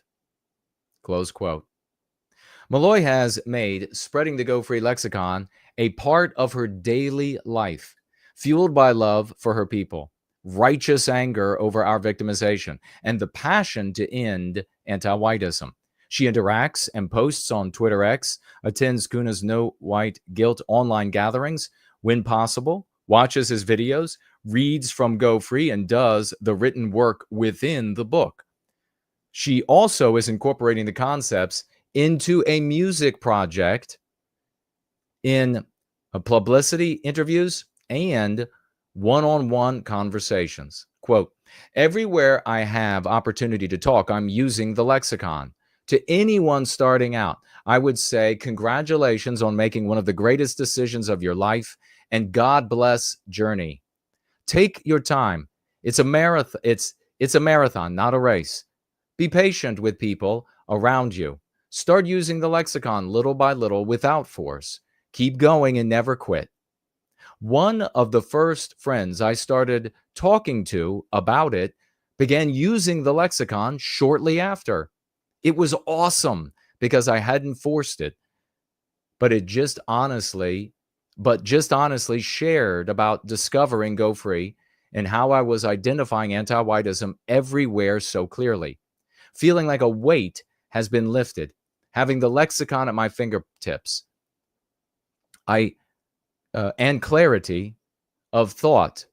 Feeling like a weight has been lifted, having the lexicon at my fingertips, and clarity of thought like never before are continual victories. I share about it without force, but with passion, from the perspective of wanting to share something that's helped me so much and has opened my eyes to many things that now I am able to see much clearer. Close quote. Malloy takes advantage of opportunities that may arise, such as publicity pre-interview in Los Angeles, where she was asked about the city and replied that it is extremely white erased. Oh my goodness. This opened the door to discuss what white erasure meant. And even though the interviewer had not heard the term, she understood it immediately and was very receptive for a deeper conversation. Imagine that. Imagine also, folks, the Dallas Malloys of the world, white true champions, people who are motivated by love, hope, and redemption, people who want to end our people's victimization on the basis of our birth, restoring our mores and sensibilities to our countries. Think about them in all of these different walks of life where they're going to people society. They're going to be actors. They're going to be fighters. They're going to be physicians. They're going to be garbage collectors. They're going to be lawyers. They're going to be doctors and generals. And they're going to be, some of them very articulate. Some of them will be wealthy. Some of them will be adept at persuasion. They're going to be moving through their communities in a way that is infinitely beyond the imagination of any individual of any IQ. And that is, of course, how it has to be to recapture our destiny. Not a redoubt somewhere in the hills. Not a persona that can articulate and argue a case against another race of mankind better than you can. It's going to be empowered white people of all aptitudes, wealth levels, social classing, and etc., picking up the lexicon and carrying that mighty sword into the conflict of our conversations, bringing over more and more good white people. That is the only way it could ever work. How many times, with all due respect to people who celebrate the growing audience of this movement or that endeavor or whatever, these different places, how many times are people showing up in those environments saying to those content creators, we've got a chance because of that no white guilt community? How many times are people showing up saying that to those content creators? People are finally getting it because of the no white guilt community. Quote, I find it fairly easy to talk about it because the more comfortable I have become with the terminology, the more it has become part of me and my life. Also, any hesitation I may have felt before disappeared when thinking about the desperate urgency of ending our victimization. Close quote. So far, family and friends have been receptive to Go Free, and Malloy remains patient and consistent, acknowledging that sometimes people need to hear things multiple times for seeds to grow. Like many in the community, she also has come across people who wrongly imagine that those advocating for white well-being must somehow harm non-whites, which she rightfully attributes to the psychological warfare of anti-whiteism. Think about how, if I could interrupt Dallas right there, think about how important it is to not play the villain in the anti-white narrative, since your audience of white people that matter are already looking for evidence that you want to harm non-white people to have well-being for white people. She goes on, quote, I hope Go Free will make us a people, destroy the anti-white narrative, change the social morality to white positive, and break the shackles of the psychological warfare white people have been abused with, transforming and freeing us. I hope it spreads like wildfire to the point where, for the majority, it becomes second nature. I hope to see our Western norms restored fully and for financial and legal retroactive restoration to happen. I hope to become so white positive that it makes being anti-white extremely uncomfortable and a source of shame. God bless you, Dallas. Yes. Let's have the anti-whites feel shame, not the Hollies of the world. Dallas writes on, I hope there are devastating legal ramifications for anti-whiteism and we become a protected class, close quote. If white people are a people again, and we reclaim and repair our Western norms and sensibilities, all people will benefit because it will weed out white and non-white anti-whites and push them into the fringes, Malloy contends. That is why she strives to build the Go Free community in every way she can, utilizing her voice, skills, and expertise to empower us and massively further our reach. Quote, I hope to bring love, encouragement, and inspiration that changes lives. I hope and believe we are making history right now that is changing the course of our future to something even greater than ever before. I want people to look back and say, we were the ones who shifted the social morality to white positive and eradicated anti-whiteism from the face of the earth. That we were the ones who saved Western civilization and Western kind, and so we flourished and prospered and achieved like never before. Think about that for a second, close quote. Think about, what does Dallas sound like right there? The hero in our story. That's what she sounds like. She sounds like the hero in our story. She doesn't sound like some cringing cur begging for everybody to be selfishly individualistic, to abide by some anti-white morality, than some idiotic notion of eudaimonic multiracialism. She doesn't sound like some cringing shadow following around another group of human beings and bad-mouthing them. She sounds like she's holding a sword and she's standing on a mountain peak and wind is blowing through her clothing. That's what she sounds like, white race. Why is that so hard for you?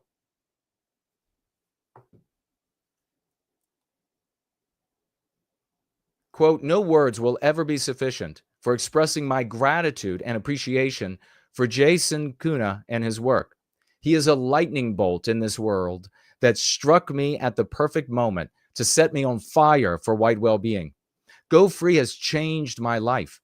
I have mental clarity like never before, and I am able to recognize anti-whiteism and the devastating effects of white erasure everywhere. The process of introspection is something I do regularly in a continual effort for self-improvement and spiritual awareness.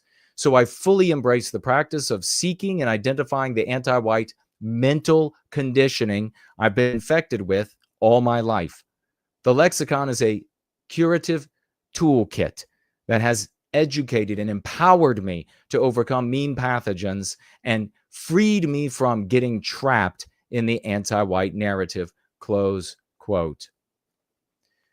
Malloy's advice for those who are unsure or think they are too busy for white well-being and going free is to think about how white people are the most victimized race. And this will be the last paragraph we read. Quote, we are the only unprotected class, specifically men, and we are villainized relentlessly by the anti-white media. We are being told constantly to destroy ourselves. Think about the white babies being born right now into a world that will tell them they are evil. The suicide rate for white men should be addressed as a national emergency, yet it is never mentioned. The psychological warfare ends when we say it ends. And it doesn't take a huge percentage of us, just the ones who decide to end it. There's nothing more important. Close quote. Let's get some big quadruple 07s. Get her some crowns for the great Dallas Malloy. This is the white race. The cringing mutts that want to just hate on other groups of mankind, want to follow and complain their whole lives about other groups of mankind, who want to take no responsibility, who want to repair nothing. They want to sit around and talk about history or talk about philosophy or craven off into the hills or whatever it might be. Those are not the heroes. Those are not the white race. The Dallas Malloys are the white race. What we just read there is in keeping with the way our people have behaved throughout all the glory of our history. Big salutes to you, Dallas. Big salutes to Cindy Ben for this spotlight project. What a genius idea that was to put that together, and you've stuck with it despite all the censorship, despite all the efforts of the anti-whites to keep you down. God bless you, sister. Big salutes, both of you. These are true champions of the West. I hope you can see the difference. First Last echoing, saying, it is straight from the divine. God bless you. Thank you for that, good sir.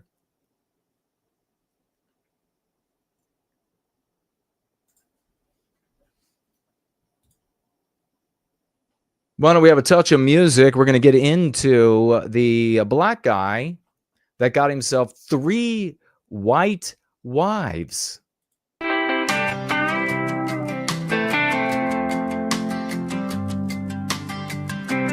Old news blowing down the street,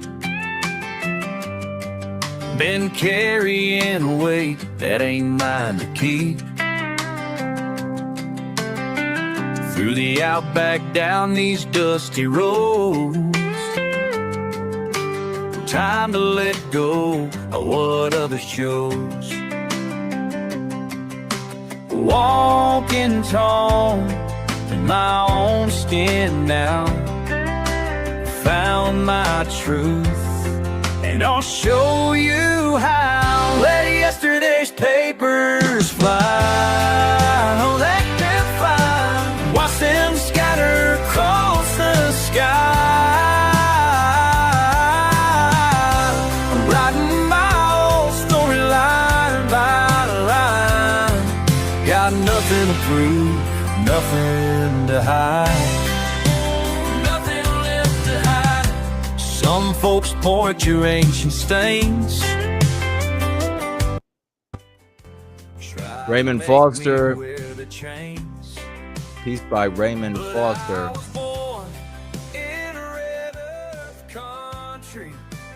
We have a little bit of Mark Dice and maybe some Jasmine Crockett quickly.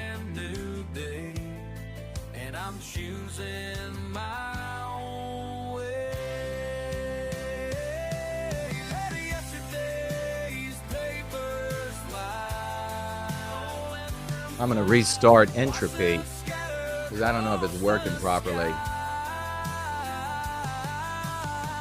It doesn't have a single viewer.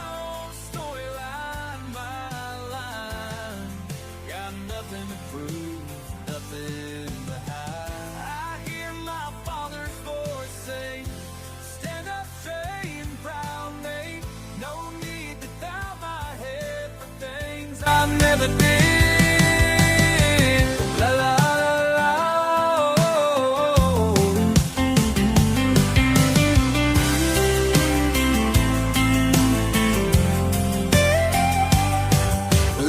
Yesterday's papers fly. Let them fly away. Watch them scatter across the sky. Land of the Fake says, imagine dealing with an emergency by putting a blindfold on.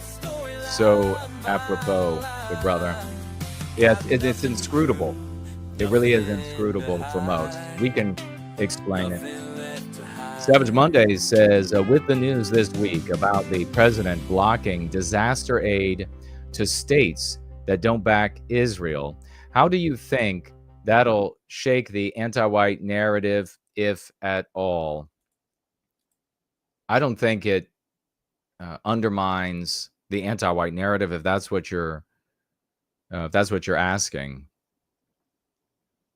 People groups get what they want in the world. I mean, that's just a lesson we need to not complain about. It just is what it is, right? And so they work together for the well-being of the individuals by the well-being of their community. And what I see is something that can be emulated.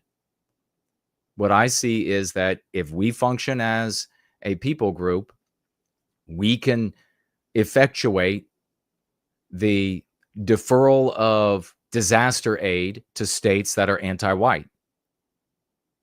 So that's what I see. I see, wow, okay, that can be done. You know what I've always said, and I try to communicate this, and I mean, I think Dallas is obviously of the same kind of mindset, and I know so many of you are as well. But I've had this over the course of my life, this notion, this saying, that if a human being can do it, I can do it.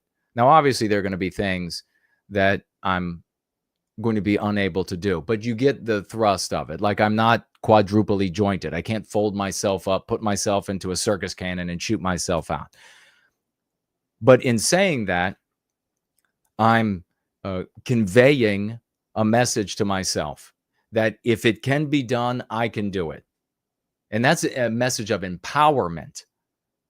That's the mindset. Those are the kind of white people we need to attract. And so when I see, oh, well, he's going to have the funds shut off to the states, these states that are, that don't back Israel, I guess you'd like, are you talking about Canada, for example? Hey, okay, that can be done then. Sounds good to me. Let's get to work. Let's get to work. Roll your sleeves up. So you have an option. You really have an option. There's really a fork in the road, white race. You can come up to that fork, and on one side, you're going to see me. You're going to see these others here who are in the hospital and still participating. You're going to see these people who are active. Their sleeves are rolled up. Our hands are dirty. Our clothes are dirty from the work. Or on the other side of the fork, you see a quiet audience watching some guy tell them that, hey, the reason you're a loser is not your fault.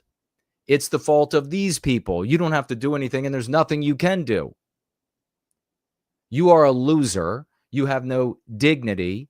You have no glorious connection to your people group any longer, and you're seen as a fat tard as a consequence of these people. So it's their fault. So you can choose. You can choose to get to work and to change the world that we're in, or you can choose to go be a member of an audience that tells you it's not your fault. There's nothing you can do about it. It's all their fault. It's all these evil and unscrupulous people, all powerful, all knowing, behind the scenes. Look, they're getting their way again. That's so awful. It's so despicable that there are so many white people that choose that path. Sick race. A sick race. It's despicable that there are content creators and org leaders that are mature enough and smart enough to see the reality of the two courses. Which one's going to be the healthy one? Which one's going to improve the individual? And then they're silent on the course that's going to be healthy, improve the individual, improve our people. Despicable. The world should know it. Thank you for the question.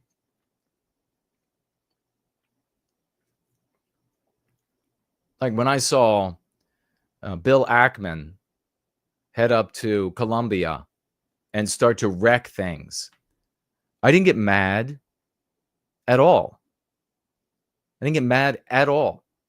It's like watching in sports where some running back or whatever position that I was seeking to improve my performance in, see them do really well and then hate them for it. No, I watched. How did they do so well? How can I emulate that? I didn't watch the films after the game, the football game, and watch the films and maybe I was beat on a route. I didn't look at it and say, I hate the guy that beat me on the route. I said, how did he beat me so that I can prevent that from ever happening again? Why is this such a, like, the internet is just becoming nothing but refuse, unfortunately. The Great Sloths has gifted $1 over here. It says, time is racist, in quotes, perfectly done, is the same as saying, if you expect a non-white to be on time, then it is the same as saying enter, and therefore deserving of harm. Yes, sir. Well put. And listen, my brothers and sisters out there who are of a more of like a cuck bent, do not walk around saying being on time is just about being on time. Why would they think that? How would world function if it's not? Understand that it's our notion to have to be on time. It doesn't matter also if there's a group on Mars that agrees that you need to be on time. That doesn't mean it's celestial. That doesn't mean, and if you look at it that way, you'll lose it. Just recognize that. It's not cosmic. Being on time is not cosmic. It's not a cosmic law. Even if we believe that you should be on time, the white race, and the, I don't know, whatever alien species at Alpha Centauri orbiting some star there, and they think you should be on time. That doesn't make it a cosmic universal, because if you view it that way, you have the tragedy of the commons. You don't defend it. Being on time is ours. When non-whites or whites say that it's oppressive, we say, why are you so anti-white? That's our norm. Stop attacking me.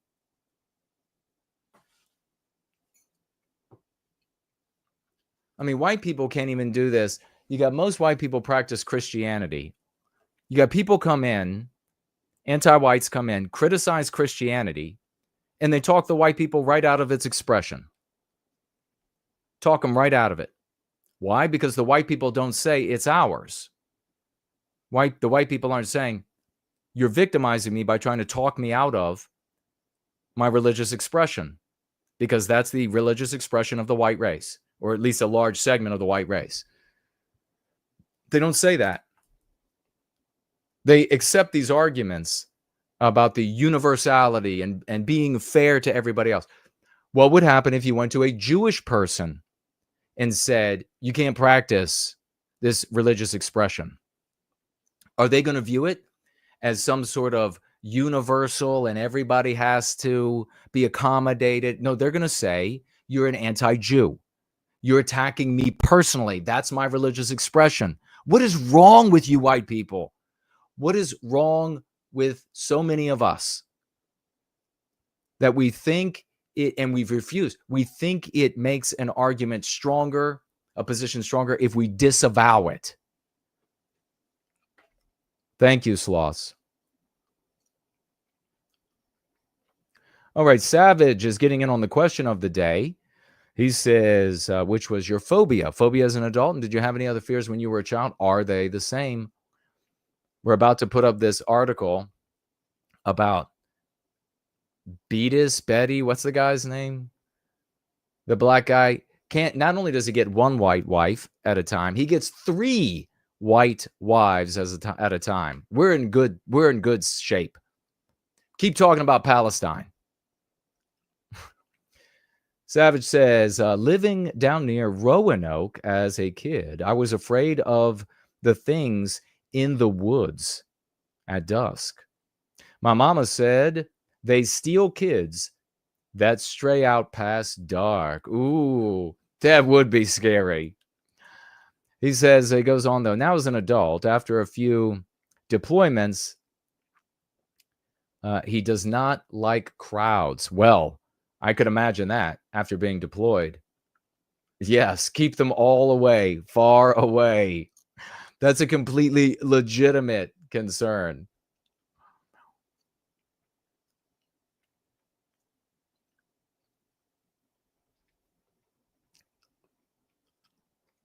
First last getting fired up about the black guy getting 3 wives. Ricky is here. Is that Normie is here. Hello and welcome. Good to see you all. Thank you, Land of the Fake, for participating in the question of the day. I could almost see the woods, the dark woods down there in Roanoke.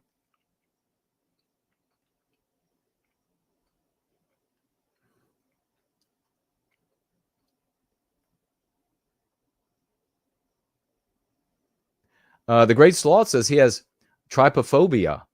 I'm afraid you're going to have to educate me, brother. I can't even deduce from the root. Don't know.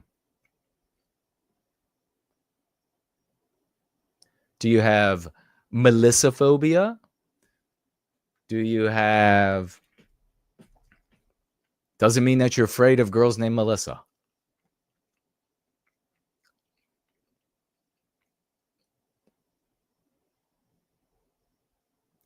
Sloth's financially gifting over here on Premium Rumble, $1. Is it anti-white to promote grievances, centering on other people to a white audience? Likewise, without qualifying any association of it with our birth people being anti-white, makes it anti-white. Our in-house philosopher, the Great Sloths, dropping bombs. Land of the Fake gifted 1 subscription to the channel. Thank you for that, brother. Are you paying for that? I don't even know how it works. And I guess Savage Monday got it. Very cool.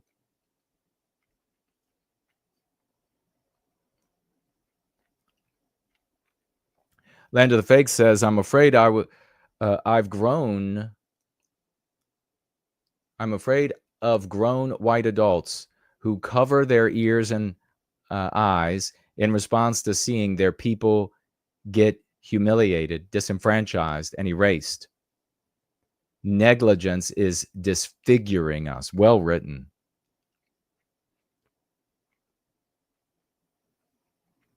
Looks like Sloth's gifted a membership too.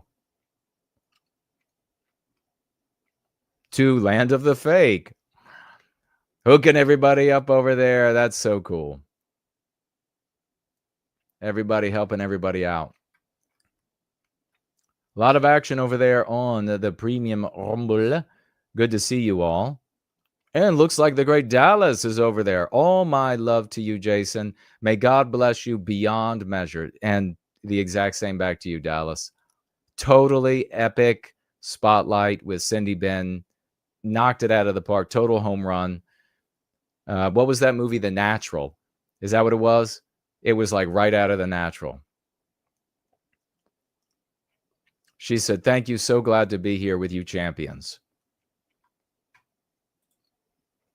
Thank you so much. And just checking for comments right now, but I see Hartza has donated a lemon. Thank you so much.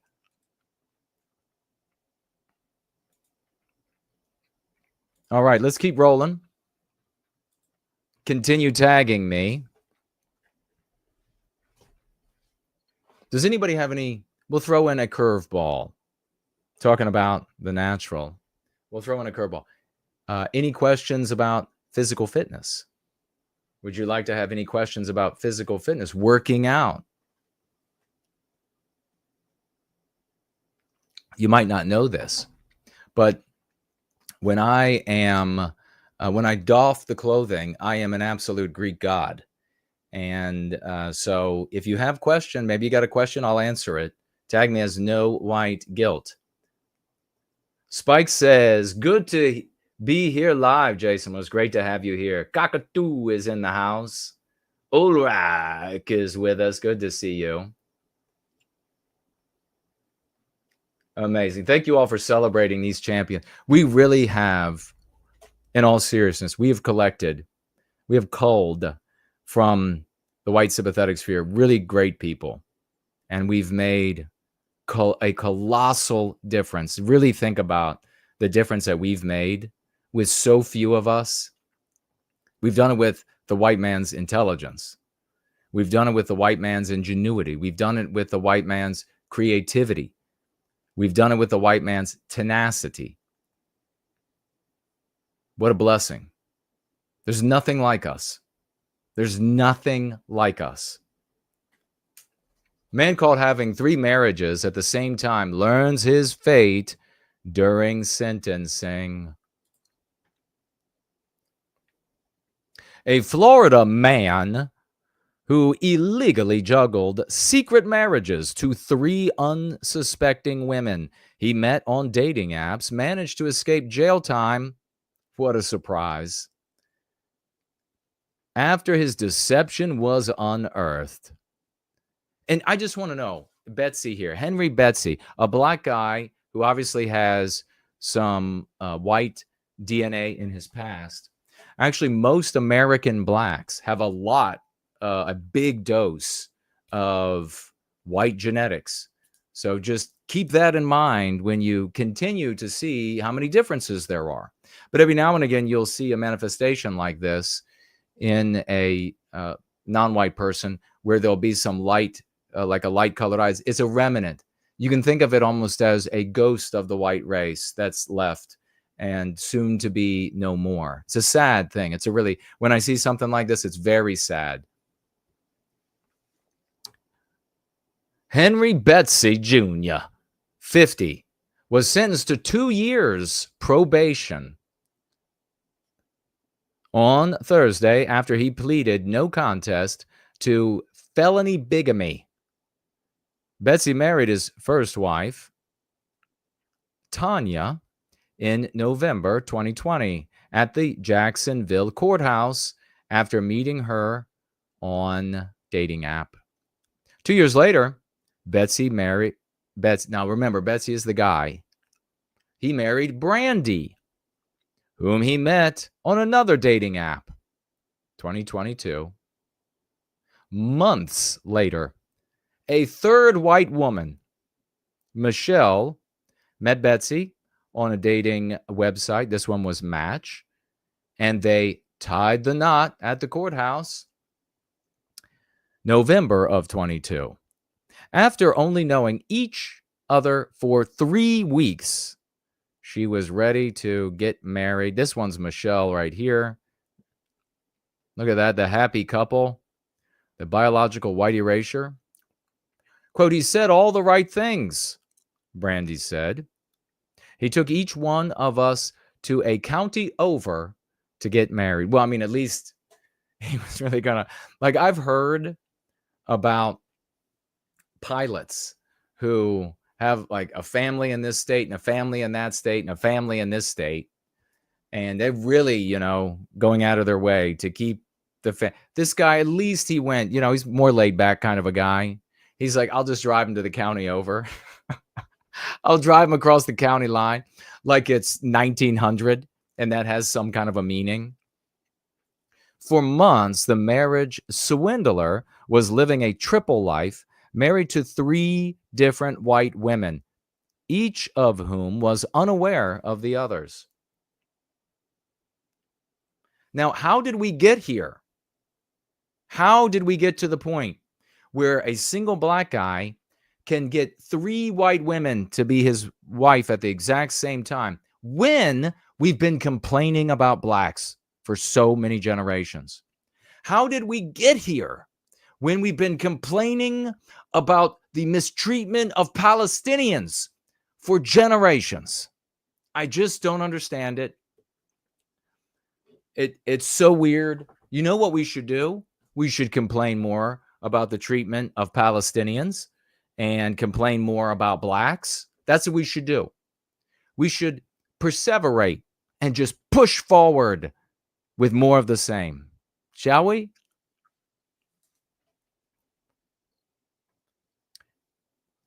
His ways wouldn't be brought to light until his first wife, Tanya, began to search for her husband's name in the county court records. And so I wonder, though, why did Tanya decide to? I'm going to guess that if this guy was so lazy, he only took them across the county line, that he probably was kind of lazy with the excuses he gave for why he was, I don't know, at the house he shared. And here's the other thing you got to think about, too. All of these white women own their own homes, and he's just affixing himself onto their homes. I wonder if one of them even bought him a car. I would not doubt it. So maybe just being at Tanya's house 2 days out of the week or whatever it is. Tanya has a little bit of weight, but she's not, like, from what I could tell from the pictures, not like morbidly obese. This is gone are the days where the white guys could kind of coddle themselves with, oh, well, it's only going to be the really hideous, like ugly ones that are going. No, gone are those days. Keep coddling yourself. Keep giving yourself excuses. There's a little exiguous content. There are tons of content creators who will give you more excuses. The marriage swindler. Okay. Tanya began to search the husband's name in the county court records and discovered the other marriages. So this looks like an attractive woman. Quote, I just started county by county, putting in his name. That's when I came up with the marriages to Michelle and Brandy, said Tanya. This is Tanya right here, the first wife. Quote, she found me and she messaged me, and I had no idea that she was actually still married to him, Michelle said. Michelle contacted law enforcement about Betsy, the black guy, resulting in his arrest for felony bigamy at his residence in Seminole County. We should have erased that name. We're not thanked for leaving Seminole. We should erase it and see how much they like that. The women believe that Betsy, the black guy, married them, now they believe, for money. Brandy shared that on the day they got married, he told her they needed, quote, to make your bank account a joint bank account. Wow. This is the final. And I went ahead and I looked her up, and she's 100% white. I found pictures of her, and there's a picture of her in the thumbnail. She's the one on the bottom. If the counties did talk, it would have saved me a lot of headache, Tanya said. There are no safeguards, and I feel like that's part of where the system failed. Well, you know what? By now, by 2025, the West would be a completely different place if it were 90% white, like it was in America, 100% white in other Western countries. It would be a completely different place. everything would work smoothly. Everything would be integrated. Everything would work together. We would have already had robotic masseuses decades and decades back. We would have already had everything that you could fathom as almost supernatural, beyond sci-fi.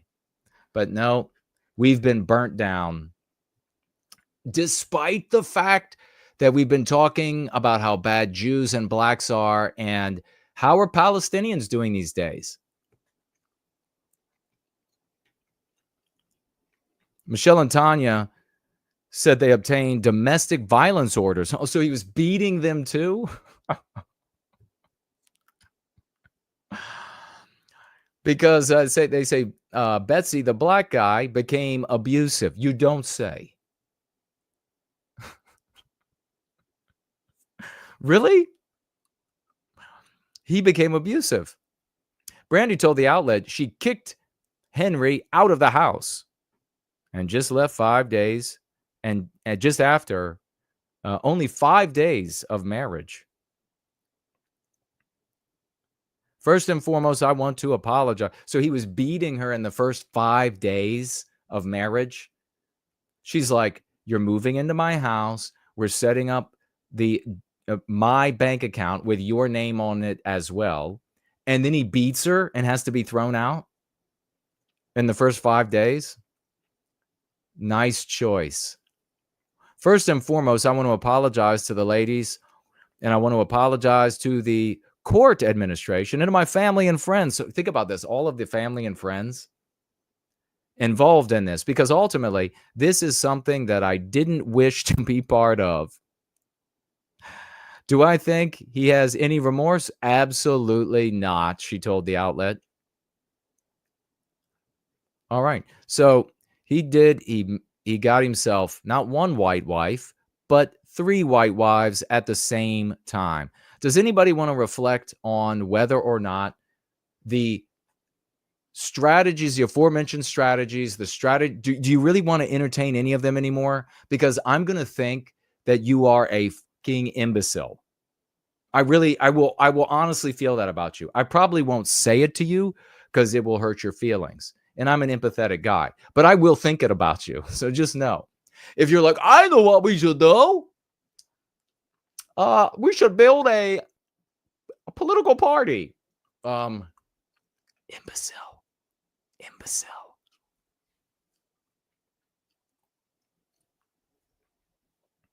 White Defender reposted the stream. Thank you so much. I appreciate that over there on X. I mean, what should I think about you? If you can look at this, in all honesty, your father and mother would have been like, what? She married a non-white guy? What? Right? The non-white guy in the neighborhood got himself a white wife. Your mother and father, your grandparents would have been like losing their minds, right? Your great-grandparents, what would they have? You can't even, it's inexplicable. Your great-great, there would have been a tear in the cosmos. And throughout all this time, you've been pedantically prattling about what was it like when the first Anglo-Saxons landed on the beaches of the... And if you want to do that for your entertainment, okay, that's cool. But when it comes to the recapture of our destiny, that's not it. All right? I'm going to think you're an imbecile. You are an imbecile.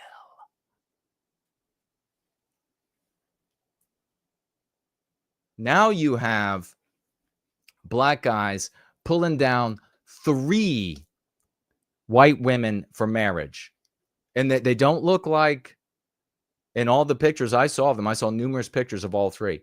I didn't see like 3 ghetto queens. These are not 3 ghetto queens. So don't coddle yourself, white guys. Take the hit. Take the hit here. I want this to hurt. Look at the black. How many white wives did you get? How many white wives did you get at one time? Take the hit. Feel that sucks. And then decide that you're going to make a difference in the world. Do not give yourself an excuse. Well, they're just trash.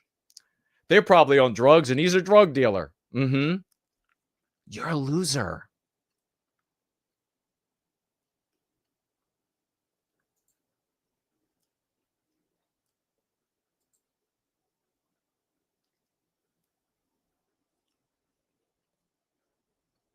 Lost Pilgrim's Journey is here.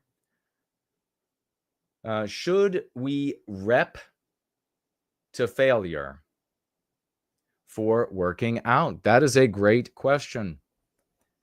Best case scenario, if you're, and especially if you're with me, it's going to happen. Repping to failure every single set. Yes. The only reason for there to be reps at all is to get to the one you can't do. Have it hurt so bad, in my opinion, that the brain starts pumping up massive endorphins.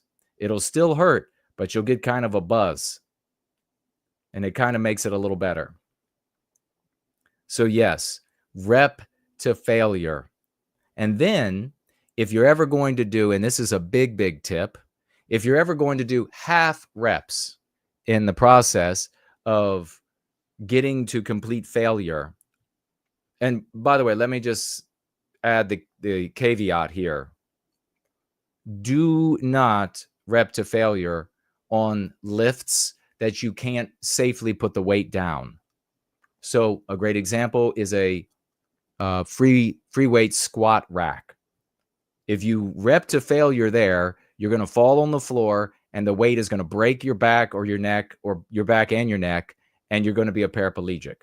So obviously on a exercise like free weight squat on the squat rack, don't rep to complete failure. But otherwise, any lifts where you can rep to failure and then you can rack it, you can let go of it, whatever it is, then do that. Dumbbells, make sure that somebody is not within injury range, because if they've got to go down quickly, you don't want them to bounce and hit somebody. So make sure you have room. Great question. In fact, it was funny.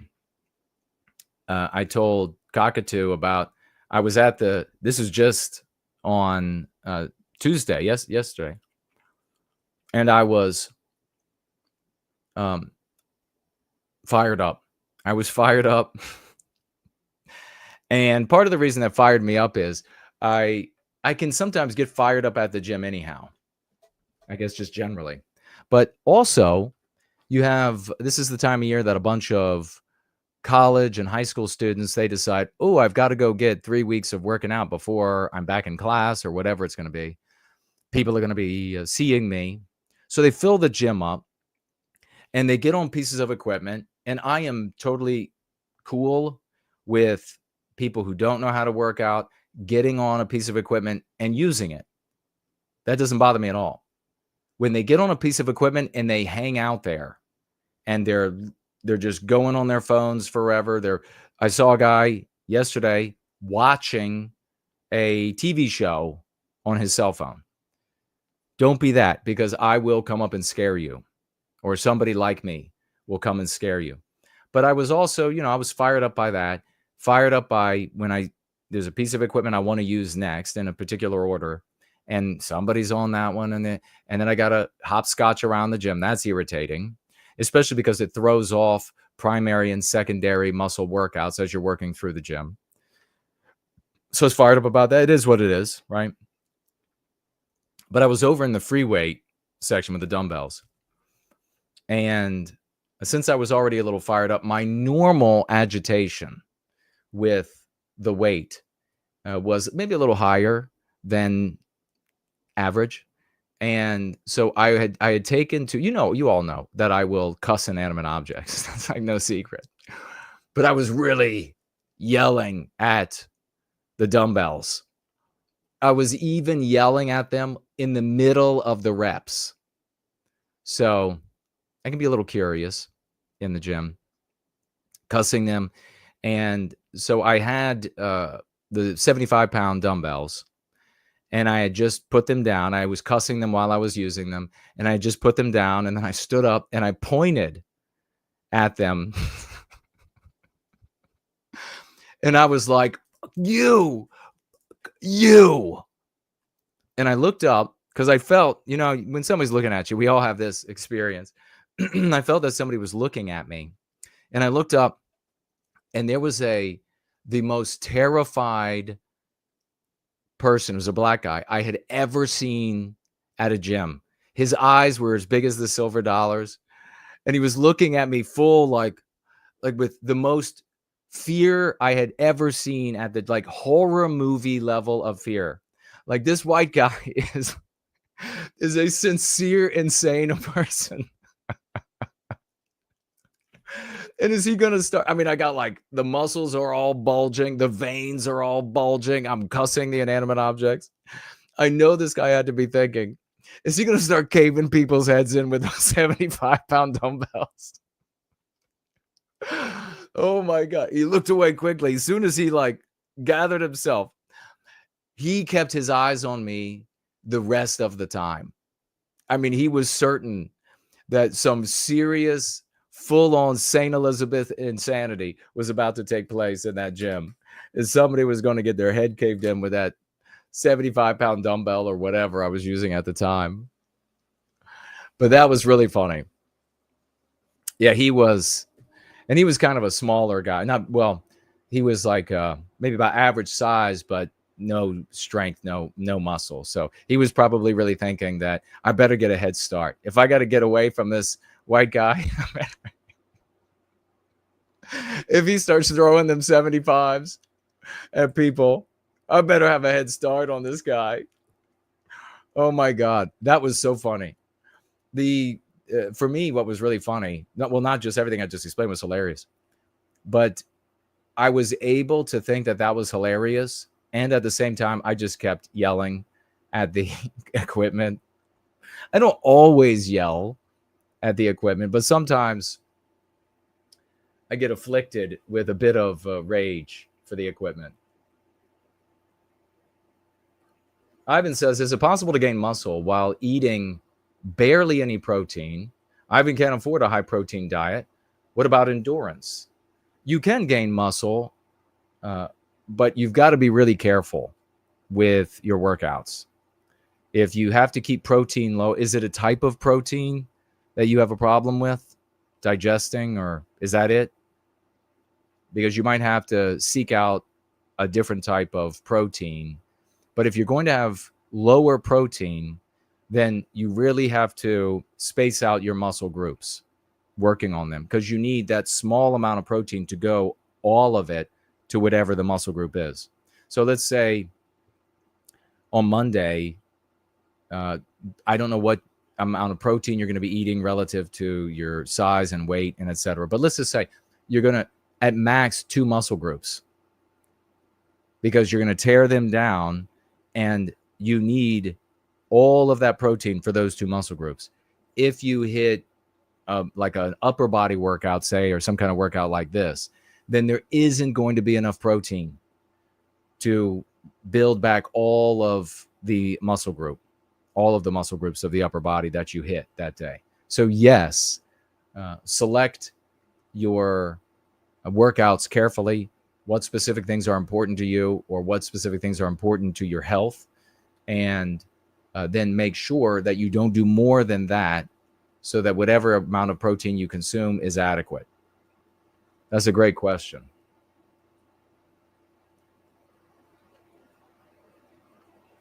Ardent Party helping us out here, saying that subs on Rumble are fee-based. I wish I could take the fee away.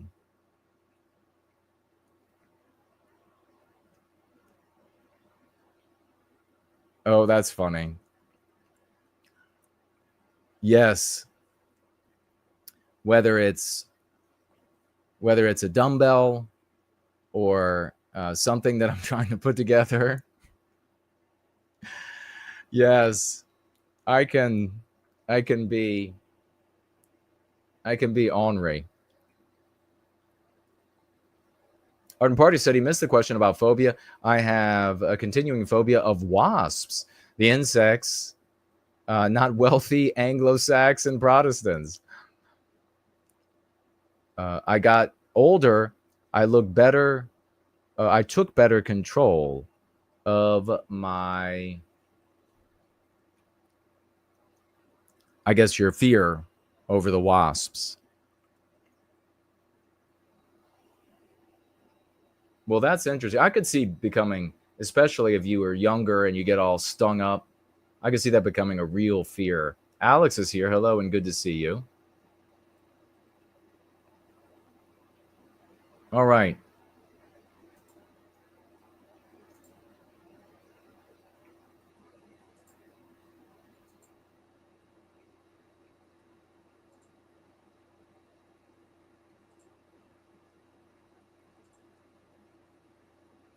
All right, let us get on to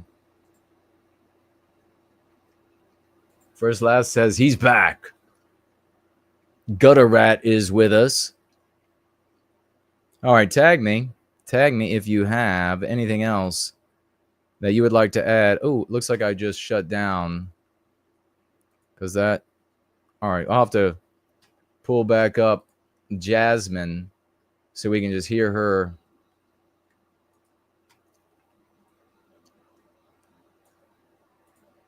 Quickly. Like the fact, right? So thinking about it in that way, a reflective map would look like the fact that only 39% of this state is Anglo. So how in the heck do we have 60% of the seats that go to DC are going to be decided by Anglos? That is the argument that will make sense to white people. And that'll be it for Texas. The gerrymandering, the rigging of these districts for now, this is a Band-Aid that conservative whites, the Hollies of the world, the ordinary white people, because they are subjected to the immoral social imperative of anti-whiteism and not given a new white positive morality that overcomes the anti-white immoral imperative. Because of that, they're going to stick within the anti-white narrative. And when they see the rigging after going on for so long, and they have so many, like the Jasmines, and they have their black friends and their non-white friends and their white anti-white friends coming to them and saying, is this fair that only 39% of the population in Texas is white, that 60% of the representatives should be decided by them? Is that fair? Well, the millions upon tens of millions of Hollies will say, actually, no, that's not fair. And if I can object to that, and potentially my hope is that you won't attack me for being white. If I can object to that, then maybe that victimization of me and white people in general will end. Well, of course, it's not going to end. And you're not going to be able to get to Holly and convince her that all blacks are bad, that all Jews are bad. And even if you could, you're not getting rid of blacks and Jews. It's a total waste of time. And I hate you all who continue to push that garbage and attack me and this community for saying, no, this is the way to, you're just ignoring the problem. The problem actually is you and you being alive. That's the problem. That's the actual problem. Because now this is where we are after generations of your asininity, your strategies being applied. This is where we are. Where 39% of Texas is white, and they're having to rig the system so that the whole state doesn't begin wholesale prosecution, persecution, exploitation like you've never seen before, South African style of Texas. That's what's coming. And you all who want to champion these other ways are facilitating it. So this is the most reasonable this nasty anti-white bitch has ever sounded. Listen to that again. Right. So thinking about it in that way, a reflective map would look like the fact that only 39% of this state is Anglo. So how in the heck do we have 60% of the seats that go to DC are going to be decided by Anglos? That's the math that doesn't work. It is the math that doesn't work. That is the math that doesn't work. But keep rejecting white well-being and go free. Here we have a map. Take a look at this map. Take a look at this map. Non-Hispanic whites. Of course, white is not a people. So we can be disparaged and degraded, robbed of our dignity by calling us non-Hispanic whites. Absolutely disgusting. It says now a minority among people, numerical minority among people under 20 nationwide and in 21 states. If that doesn't hit you hard enough, this will. This map is 10 years old. Are you sensing the urgency?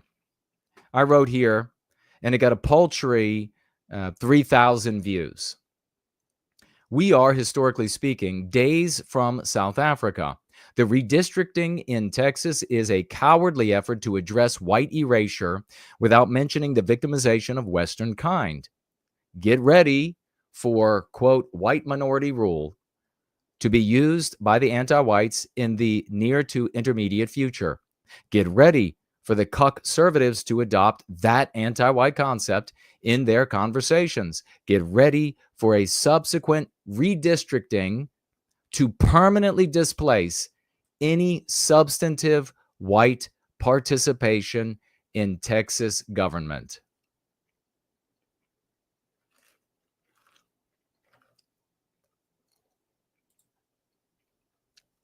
Now we have some of our Mark Dice. This video he made the other day, we didn't get a chance to watch it on Sunday, is so beautifully, just a couple of places, so beautifully white positive, and a couple places where it's not. But that's for his audience. That's for his entertainment. The great tree godfather pointing out the truth.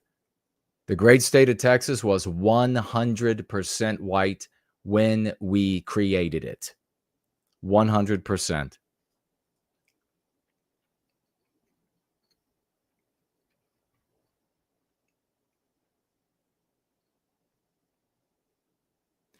He says he has got a phobia of alcohol. Well, definitely stay away from that stuff. Or are you also worried about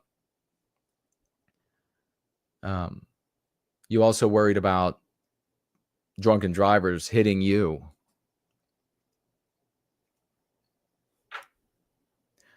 The great Mestizo Carf is asking about tips on grip strength squeezers. It's a great question. When it comes to the colossal forearms that I have and the strength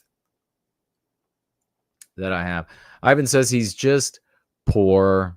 Well, you can find some not glorious cuts of steak, my brother, that are going to be packed full of protein and pretty cheap. Keep a lookout for them. Red meat, in my opinion, is very good for you.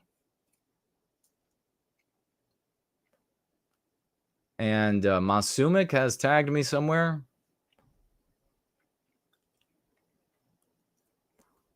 And I'm looking for it. Oh, here we go.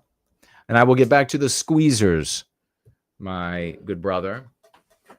Or maybe, you know what, I'll speak to that now as I have this up on the screen. When it comes to forearm strength, it is kind of like everything else. You've got to have variety. You're talking specifically about the devices that you hold in your hand and you close your hand and open your hand. Really anything that's going to provide resistance. It doesn't have to be something special. I know there are, as is the case with all exercises, there are going to be companies that produce a specific device. Sometimes there might be a little bit of a benefit, especially if it's with a complex joint like a shoulder, so the motion that the shoulder is going through. But when it comes to your forearms, it's really simple. It's closing the hand and opening the hand, curling the hand up or with the bottom part of your forearm up, or curling your hand up with the top part of your forearm up. That's really it. So you want to get same thing as with every other muscle group. You want to work to complete exhaustion so that it won't go anymore. Benefit of those little squeezer devices. Now, keep in mind, those are really only working the bottom part of your forearm. So you don't want to completely neglect the top part of your forearm as well, especially since you have the brachialis that runs through there. And when you do overhand curls, that really works the brachialis into the top of your forearm. And you want that all to be like uniform and crisp looking. You want to be able to see all the striations ultimately, or maybe you do. But the benefit of the squeezers is you can do it anytime. Driving, sitting in traffic, hold the wheel with one hand and just burn it out. Just burn it out with the other. Another tip, when you're working with a movement where you're doing one arm or one hand or one leg at a time, start with your weak side, whatever's the weak. So if let's just say you're weaker on the left side, start with that, because you'll have the full you energy to use and you'll be able to get more reps out of it. Then when you work over to the stronger side, you will have a general fatigue that will impinge on the reps you are doing on the strong side. So over time, you'll even things out. But there's no specific brand. I would go for a product that has a good review and that they last. And they're providing resistance, spring-loaded. If it's got some sort of exotic kind of construction to it, I would be more inclined to think that it's going to break. You can also get those forearm devices that go over your whole forearm, and then you got a handle and you're curling down like this. Those are all, you can adjust the spring on top for tension. Those are also really useful tools for building your forearm strength. And then, of course, finally, you can get out a barbell and you can work both arms at the exact same time. Currently, I'm using a freestanding preacher curl and barbells leaning over it, so that when it comes to barbells, when it comes to any dumbbells, you want to always make sure that at no point in the range the muscle is relaxing and the load is being transferred to the joint, to the ligaments. So keep it angled in such a way that gravity or the pulley, the wheel, whatever it is, it still has maximum weight on the muscle. None of it's being nearly none of it's being transferred to the joint. But those are some options there, if I understood you right when you said squeezers. Masumik says, I just looked up Henry Betsy Jr. With the tag polygamy, and it took till row 3 to see only one pic of him. Up front, they show white polygamous families, of course. Of course. That's anti-whiteism for you. Even though this is just in the news with the black guy, Betsy. Right now in the news, he was just given probation, no trouble at all for you, and go about your way, have a good day. And even with that being the case, they're going to go look at white people. They'll pull that up. I mean, the internet stopped being the Wild West and returning legitimate responses to inquiries a while back. And so that's why we decided to say at the beginning of 25, it's dead. It's completely dead. It's completely controlled, every aspect of it. It's a great point. And I guess that's the one you were wanted me to see.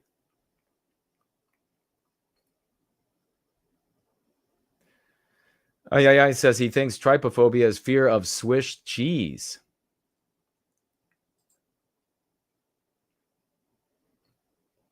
We had Old asking the question about why you don't see many, I guess, non-white people in general camping, because there are white guys like me out there shouting at inanimate objects. And they're like, holy God. Holy God. They're like, they start setting things up. They're like, this is going to be a great time. You know, we're going to go on a hike. We're going to go up to the top of that ridge and we're going to look out across the mountains. It's going to be wonderful. And then we're going to hike down to that stream. And what's that? That guy yelling? He's yelling at them inanimate. He's cussing the inanimate objects. Too bad we have to leave. Too bad we got to pack up and get out of here.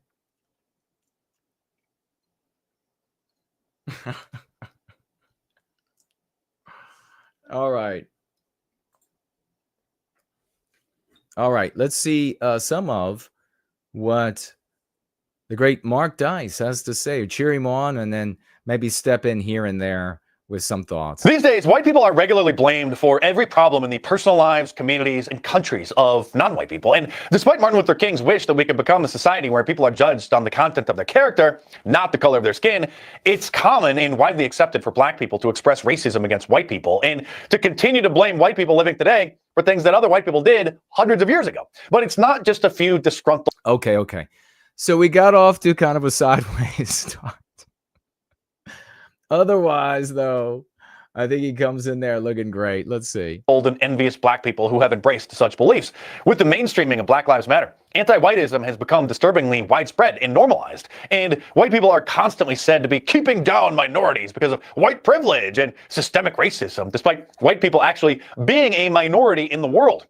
And even in numerous states within America. Whites have been a minority in California for well over 2 decades, since the year 2000. And they're also a minority in Hawaii, New Mexico, and Texas.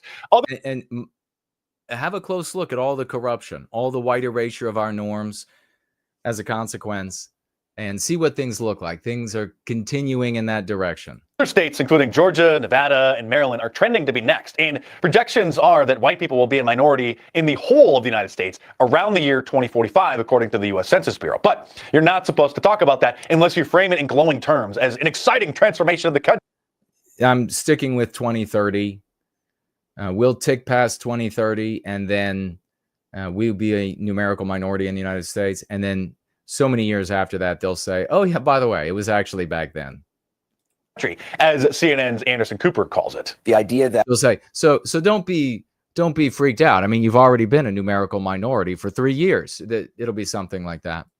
That whites will not be the majority.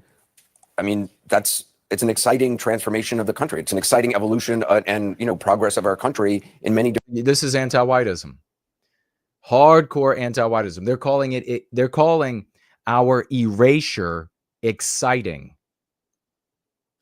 See, Holly, and we have a question from Alex. Who's Holly? Holly is the female in Cincinnati Holly, who, as the white guys were being beat down in the anti-white lynching, Holly stepped up in front of a couple of these people because they were ganging in and running in. And she's like, come on, let's just stop. And then one of the anti-whites there punched her in the face. She hit the ground, severe injuries as a consequence. Different ways. Jimmy Fallon's audience cheered when he said that the 2020 census showed for the first time in our nation's history the number of white people went down. He was setting up a joke, but the audience burst into applause at the setup, confusing Fallon, who looked bewildered. Some more news. The results of the 2020 census just came out, and for the first time in American history, the number of white people went down.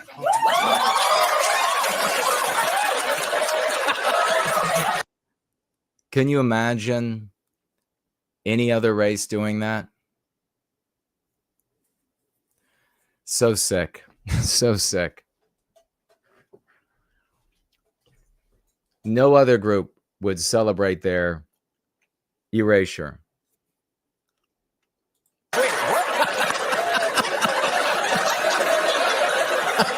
That's an interesting reaction to that. I didn't want cheers or boos. I just wanted to... Interesting. That's all I wanted. He then continued with the punchline that Fox News declared it a national emergency, but the way the joke was received by the audience, laughing at the setup after hearing that white people were soon to be a minority in the United States, revealed just how widespread anti-whiteism has become in our own country. I cannot tell you how much I love this. We celebrated so many times that this little community with just supreme nuclear level power has done this around planet Earth. You think about otherwise what our lives are and who all we impact and what we impact them with, how we affect them in their lives. We have changed the conversation in a positive direction for Western kind. Nothing like that has ever happened. New York Times columnist Jennifer Rubin celebrated the 2020 census figures, calling it fabulous news, adding, now we need to prevent minority white rule, meaning she wants to prevent white people from being in positions of power. Many Latinos, blacks, Jews, Native Americans, and guilt-ridden white liberals cheer the news of white people being on the verge of becoming a minority in the United States. He's talking to his audience. Remember, we have influencers out there that are influencing people to hate other groups of mankind. And so many of these people are going to show up in Dice's audience and are going to determine if he's able to make a living or not. So he has to be able to speak to them. Dice seems more than bright enough to understand that these people can be and should be, for our well-being, encapsulated as just anti-white, centering us and not them. But again, what I see when I hear him say these things, when I see him say these things, is he's got to talk to that audience, and this is what he's given as an audience. United States. And anyone who dares to say that they don't want it to happen are branded a white nationalist and a Nazi. But demographic displacement and becoming a racial minority in a country that was founded and built by white Europeans is just one of the complicated racial issues facing white Americans. White people are openly hated by a disturbingly large segment of non-white Americans, and many of the 30+ million illegals who have invaded over the years. A viral meme illustrates the situation by showing a nice white husband and his wife alongside their 2 kids with the caption, "White people, the only race you can legally discriminate against." But it's more than that. It's spite, envy, and hatred. White people in America are blamed for everything from the crime problems in black communities to even global warming. There are endless stories in mainstream media outlets today that complain about how there are too many white people playing golf, too many. Think about this in what we talk about here. The arguments that are used to deprive us of a great many things vis-a-vis the adverse effects on the environment. All of this change has to happen because of white people. It doesn't matter what the argument is across the West. That's why it's so cowardly for people to say, oh, these people are Marxists, or these people are communists, or these people are whatever. They're anti-white. Because when you get right down to the argument at the center of the attack on us, our norms, our countries, it is an attack on the white race every single time. So Dice is accurately pointing out, this is when they say the global warming is a problem, the polluting the planet. Conservatives will respond to this very typically by saying, well, what about India? What about China? You're absolutely missing the game completely. They're not making the argument about the polluting the environment because they're talking about polluting the environment. That's important to them. What's important to them is victimizing us. White people going skiing, too many white people hiking in public parks. There are too many white teachers, too many white doctors, too many white airline pilots, and basically just too many white people everywhere in America. Bass, no, Dice is, yes, he is our friend. We're saluting. And I said I was going to pop in and give my thoughts here and there. America. So we need more diversity, they say, which is a code word for less white people, or I guess fewer white people for the grammar Nazis out there. The Jewish ADL, the Anti-Defamation League, an organization founded to protect and defend Jews from supposed anti-Semitism, but later morphed into an anti-conservative hate group, is trying to change the anti-white hate group. But he sounds to me like he is astutely mixing up these concepts for this disparate audience, and then injecting what's healthy so that they will slowly pick it up. Pace and lead. Definition of racism. On their website, they literally defined it as the marginalization and or oppression of people of color based on a socially constructed racial hierarchy that privileges white people. This Orwellian word game is just one more reason why the term anti-whiteism needs to be part of the lexicon. When people hear the word racism, they've been conditioned to wrongly think that it's something white people do to black people, and the ADL is perpetuating that disinformation with their false definition of the word. So when talking about anti-white racism, it's best to be specific and use the term anti-whiteism so that people don't get the wrong impression and automatically think that the racism you're talking about is white people discriminating against black people or other non-whites. A similar deceptive term is critical race theory, or CRT, which masks what's going on. It makes people think that anti-white racism is just a theory, and it's just too generic of a term. So call it what it is, anti-whiteism, or at least always make it clear by calling it anti-white racism instead of just racism to avoid. Okay, so yes, it's a step in the right direction. There are going to be people like this. They're going to be kind of dim-witted, and they're going to be like, but I still want to call them weighted because it hurts when they call me weighted. Well, step in the right direction. Make sure you call it anti-white racist. Step in the right direction. Get them to the point of just saying anti-white and anti-whiteism. The preconceptions that people have been conditioned to think. This is great. I mean, King Dice, this is like as good as he's ever been. It's amazing. When they hear the word racism. When speaking of supposed anti-Semitism, the ADL's Jonathan Greenblatt told CNN this. Look, if you demonize the Jewish people or the Jewish state, if you make these wild accusations, if you traffic in conspiracies, you create the conditions for violence. So wouldn't that mean endlessly blaming white people for all the problems in America and coining new terms like white privilege and perpetuating hoaxes about systemic white supremacy and other lies like police officers? You remember me? I mentioned it just the other day. I used to regularly use the phrase of putting the noose of suspicion around every white person when you make these claims.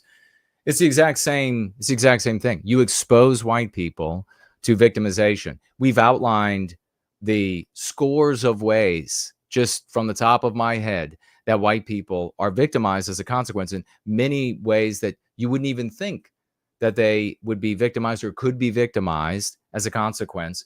And this is the kind of thing that I was able to spend a lot more time on before the endless attacks on me and this community by the anti-non-whites out there, and obviously to a far lesser degree, the cucks. Across the country are always beating and shooting black suspects, meaning that those who traffic in such nonsense are actually creating. He did use non-white. You're right, Slots. It's epic. An environment that puts white people at risk for violence? It certainly does, but the establishment always covers up hate crimes committed by black people and perpetuates the myth that hate crimes are something that only white people commit. But talking about systemic anti-whiteism occurring in America today is a risky thing to do, because daring to stand up for white people is the quickest way to be smeared as a white supremacist. In cultural Marxism, white people are framed as the oppressors instead of just bourgeoisie capitalists like ordinary communism, and non-whites are seen as the oppressed in place of the proletariat.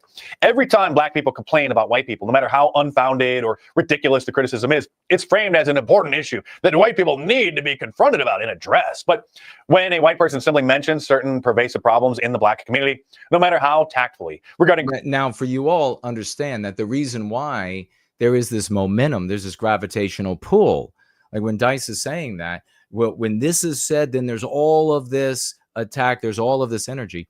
We understand here that's because of the social morality. Right? You're going to have anti-whites, whatever their number actually is in any given scenario, hardcore anti-whites, their number is not going to be large enough. Their number is not going to be large enough at your place of employment. Their number is not going to be large enough at your school. Their number is not going to be large enough in your friend group. So how then is it that you get this energy, this like earthquake created tsunamic energy then that runs through the totality of the context? It is the social morality. Who composes the rest of that audience? Who makes up the rest of the staff? Who makes up the rest of the workforce? It is the white population like Hollies. It is the social morality that the average white person is pledging themselves to and villainy signaling support for that creates that massive momentum and energy. That's why at the same time, when we complain about a victimization of our people without circumventing and overcoming that anti-white immoral imperative with the white positive morality that we teach you in Go Free, that there isn't a similar energy back in the other direction. There won't be either by way of complaining about Black people or complaining about Jews. That doesn't create that energy. Crime, fatherlessness, poor grades, or high STD rates, those concerns are immediately dismissed and vigorously opposed as more evidence of racism. The proper response at this point to Black fragility is probably just mock those who display it until they run off into a corner out of frustration. We hear if a Black person or any race of person is complaining about your objection to any of our victimization, the proper response is to call them out as anti-white. Just ridiculing them and saying you're too sensitive or whatever. I get why Dice would say that for his audience, but hammering them as we do and teach here, and so many of you have had glorious successes and continue to have successes with it, hammering them with anti-white. You're changing the conversation about who's the moral actor and who's the immoral actor, forcing the anti-white to jump as high as you want them to jump. That's really the way to go about that successfully. Frustration and embarrassment, or choke on their tears so that they can no longer speak, because we're tired of hearing about it. White people are tired of it. Many Black people are tired of it and are embarrassed to be associated with such snowflakes. Americans of every race who don't have... I would also jump in and say there's no need to pass judgment on Black drug use or unwed production of children. There's no reason to get into that conversation. We aren't Black, and by getting into that conversation, it's analogous to or identical to the conservative mindset that we are a single people here, and we see a little bit of area over here that needs to be improved so that we can all be better. We're not here to improve the Black nuclear family. That's not the objective of white well-being. White well-being has an indirect beneficial element for non-white people, but we're not here to get in and pass judgment on are they having too much sex out of marriage? Are they using too many drugs? Are they that's not for us. The white race is being hollied all over the West. We need to be focused on us. Have their identity wrapped up around their race, but instead see themselves as Americans are tired of it. And we're tired of all the Democrats exploiting ignorant people in hopes of gaining political power by pretending that supposed white privilege is the foundation and center point of our society today. I'm Mark Dice. Thanks for watching. Subscribe to my channel if you're new here, and if you like my more serious monologues like this, then you'll really love reading my books. So order my latest, The War on Conservatives, in paperback and now hardcover from Amazon.com. All right, that was a great, though, a really great video by the great King Dice. We love the King Dice, and we want him to keep doing what he's doing. What a powerhouse. God bless him. You know that? Let's get to some financial gifts. We got Dude Bro Moment, $50 over here. Finally got Entropy up and running, $50. Let's celebrate this man. Let's get him maybe some swashbuckler flags, misnamed as, I think, pirate flag or something like this. Swashbuckling for the great Dude Bro Moment, and he writes with it, which is his honor, his glory for white well-being. God bless you, good sir. He comes back with $3 more. He's the only man on Entropy owning that house. God bless you, brother. $3 more with bringing in total to 53 on this Wednesday. He says, what exercises would you recommend for maintaining shoulder health for someone with precious rotator cuff tear? Challenge. Shoulders are a big challenge, but you can address them.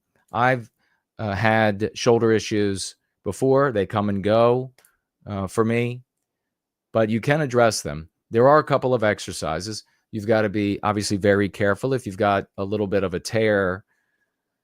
I don't know to what degree the tendon can recover on its own from that, but I've heard about people doing very well without surgery. very well. I mean, guys that are jacked.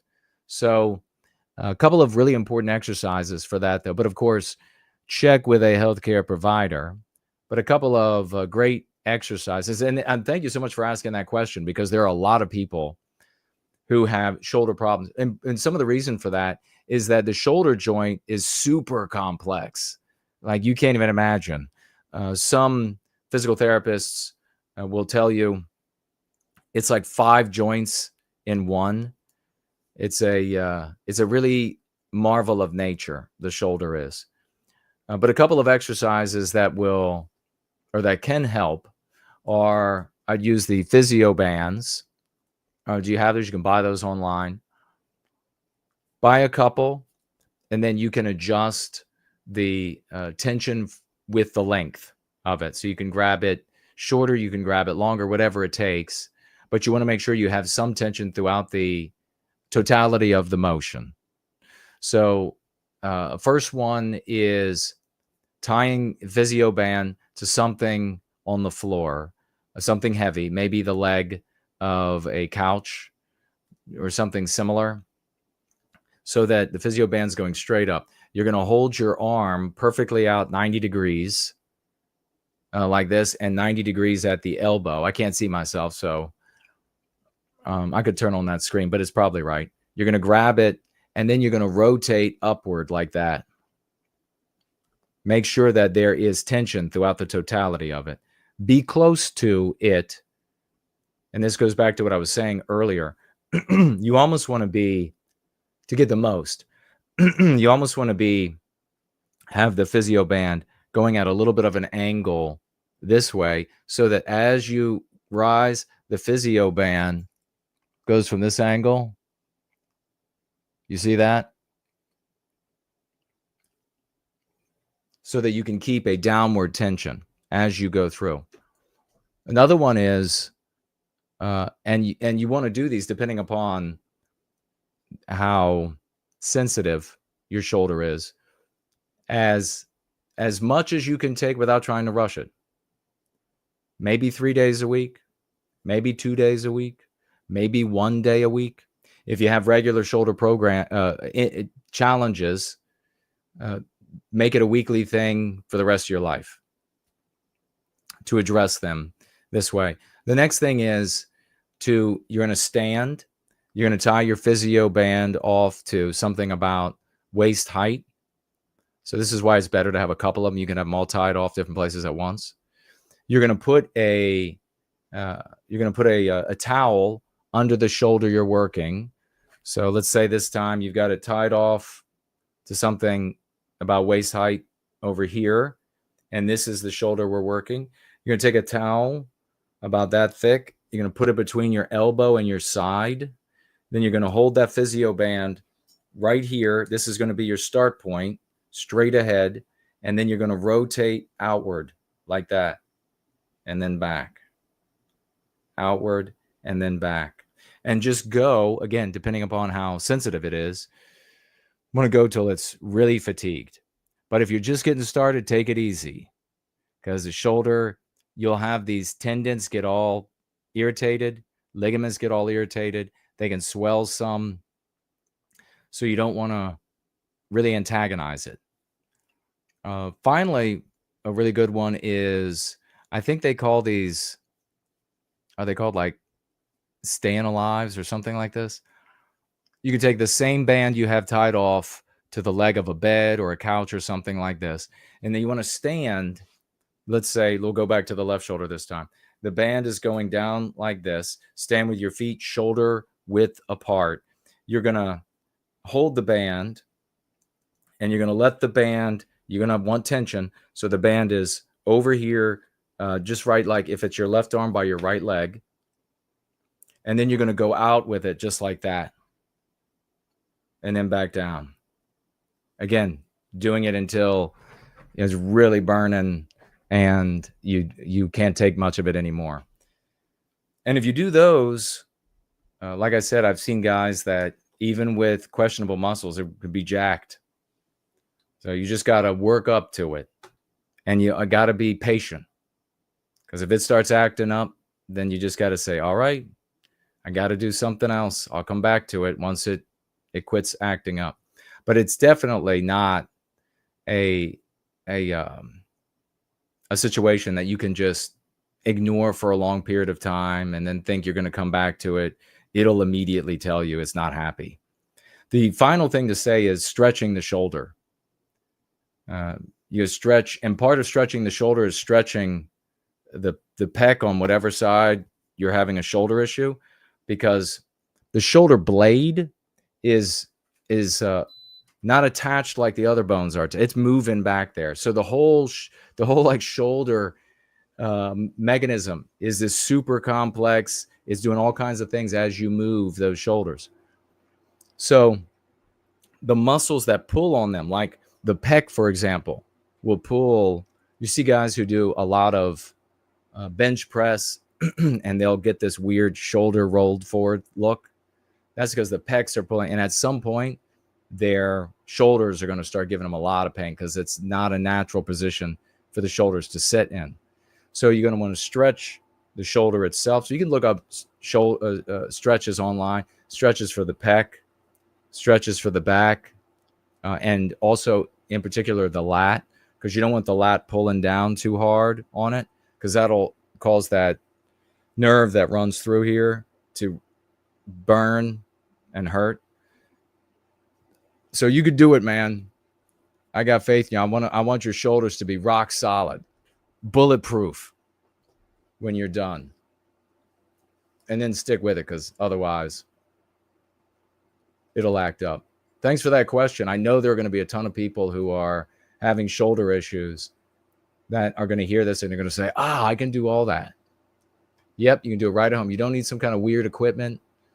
You don't need some physical therapist that you're paying a ton of money for. Sorry to be taking the money away from them, I guess, but it is what it is. Let me see what else we have.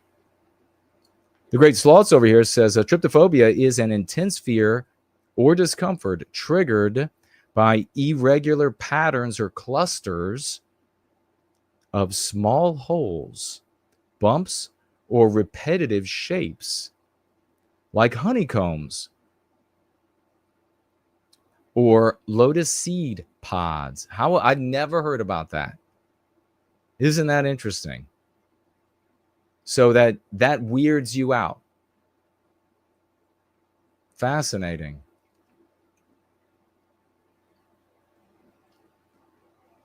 Oh, somebody's using some German over there. Danke. Danke schön, darling. Danke schön. Thank you for all the joy and pain. Picture shows second balcony. How you tore your dress. What a mess. I confess. Darling, danke schön. That was the only way I know that song was from Ferris Bueller. How does the other part of it go?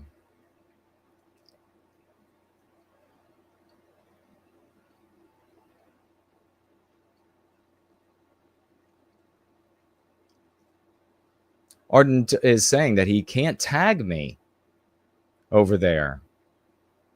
Is that because of membership? You have to have some kind of membership to tag me? Dallas says, gosh, Jason, so aggressively masculine.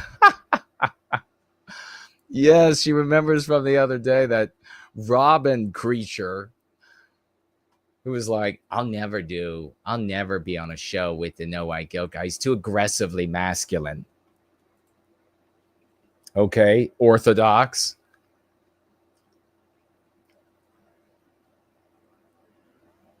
Is that deplorable? Thora with is that says is this the new Jason Bourne? Yes, it is. Good to see you. I just followed over there on D Live. Yes, it is. It is the real world Jason Bourne, if you only knew. Looks like Who to Thunk It says he is unable to financially gift on Odyssey, that it has been disabled. Well, I'll have to look into that. I wonder what the issue is. Probably another debanking.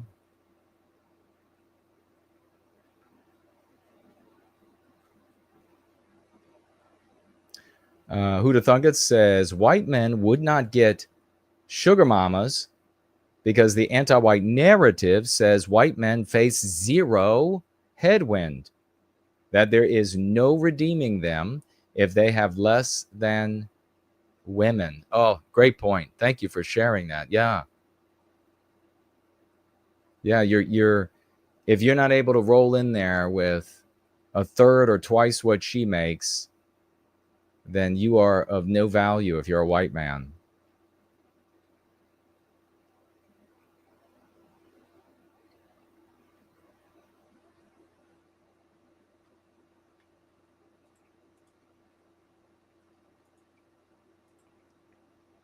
Donka shame,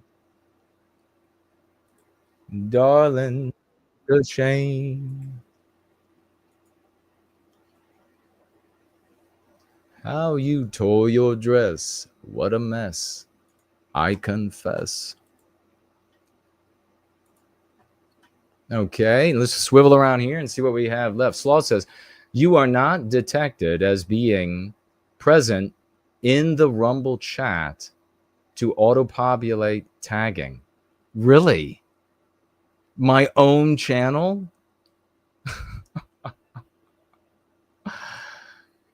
I'm not detected on my own channel?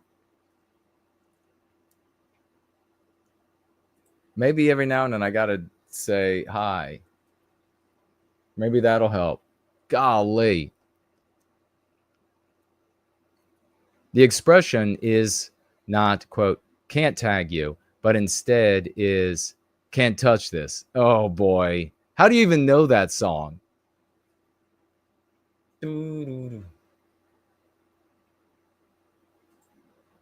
Joe Moore just asked a silly question. And we don't rate races. There's no cosmic measuring stick. We have preferences as individuals for what we create and what others create.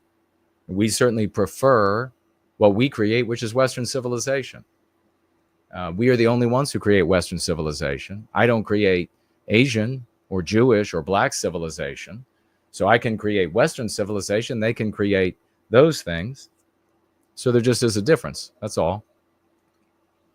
But if you want to say, I mean, in the context of the advocacy that we do here, clearly the white race is the worst at acting like a people. And that is for numerous reasons. And the biggest reason today is that the vast majority of so-called pro-white content creators are really just anti-non-white. And so that prevents us from becoming a people out of our deracinated race.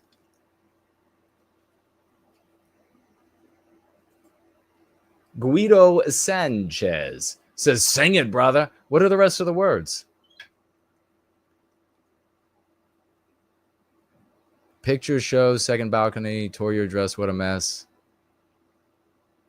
Ah, damn it. I don't know, though, and I won't know how it goes necessarily.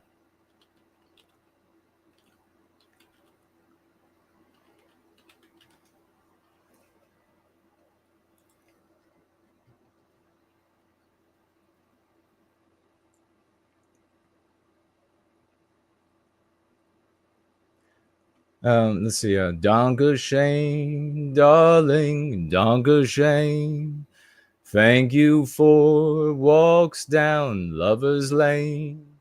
I can see hearts carved on a tree, letters intertwined for all time, yours and mine. That was fine. Dankeschön, darling, Dankeschön. Thank you for all the joy and pain, though we go on our separate ways. Still the memory stays for always. My heart says, don't go shame. There it is. That's the rest of it. Spud is here. Good to see you. For White Wellbeing is in the house. Good to see you. Champion. The champions have arrived. I guess that other show is over. Is that the deal? Is that why some of you had just shown up? Because that other show where they sit around and they complain about things and they're like, I don't want to live. I want to live in an all-white town. Well, me too. What we need to do is we need to get rid of the Jews. Oh, what a plan. What a plan. I mean, it came right from the Scooby crew. They drove up in their little van here. The Scooby crew drove up in the little van.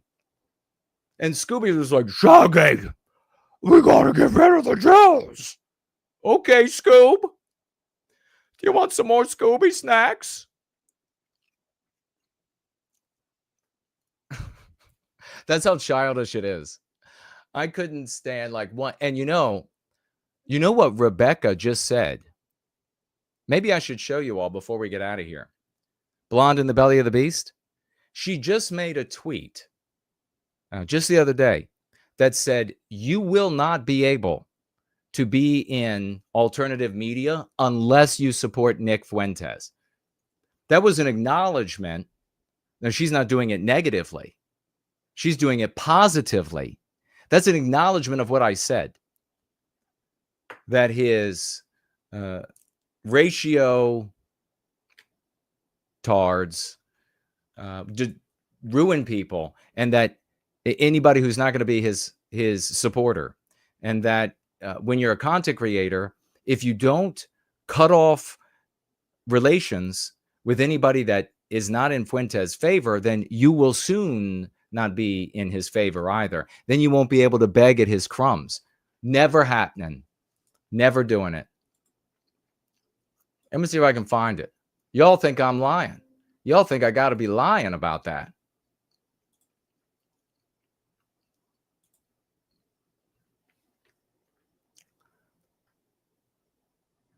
Where is it? Where?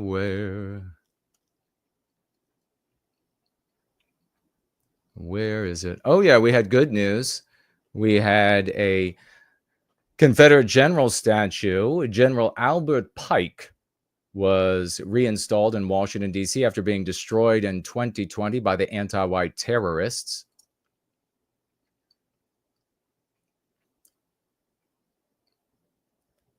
We'd like to see the remainder restored, but you know what's just going to end up happening?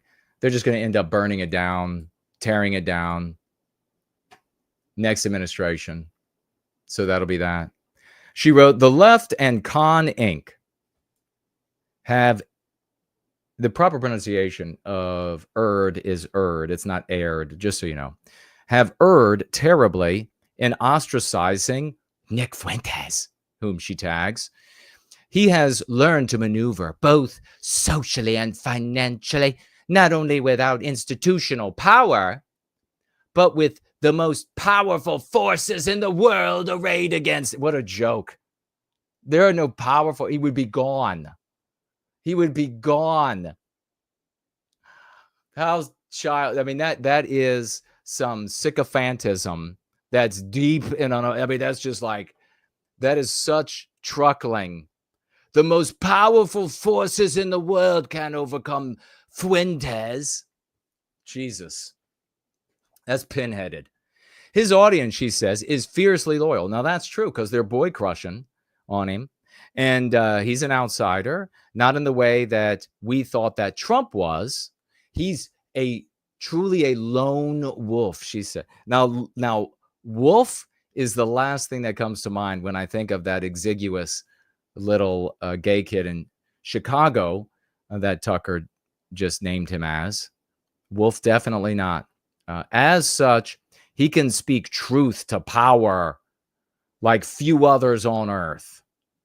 Everybody can, I mean, Juicebergs have been doing that forever, and in a much bigger and more public and acceptable way, a la David Duke. She says, though, this is the really important one. There's going to be no success in future media without supporting Fuentes. That's literally what Blonde in the Belly of the Beast, Rebecca, wrote. And she's honest. You are not going to have success in social media because his followers will ruin you and ostracize you and will slander you and will attack your community. That's where the power comes from. So that's what she's sucking up to make sure that she's able to have a place at the seat for the crumbs of Fuentes.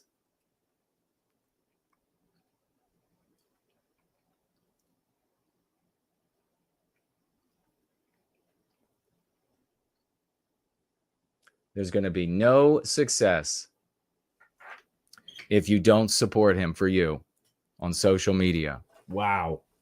Wow. What an honest thing to say. What an honest thing to say. Anonymous is here. Good to see you. Boy, we got to get out of here in not long.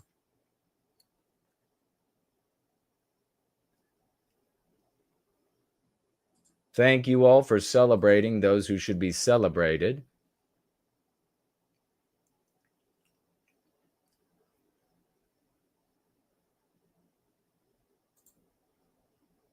Yeah, some of you all were like, well, I got done with the totally useless show, of garbage, where they prattle on about their feelings and things that we exercise no control over, have no power over, can't do anything about.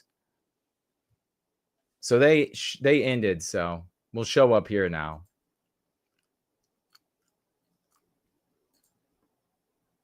You should, everybody who did that, you should go back in this gathering, find where I started reading Dallas Malloy's Spotlight by Cindy Ben, and just listen to that bit.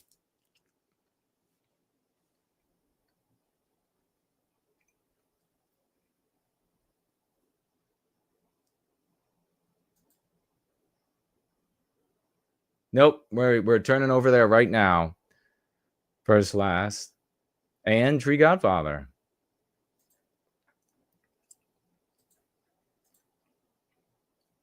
We have Gutter Rat over here saying that we are Europeans. We are commonly understood around the world as white.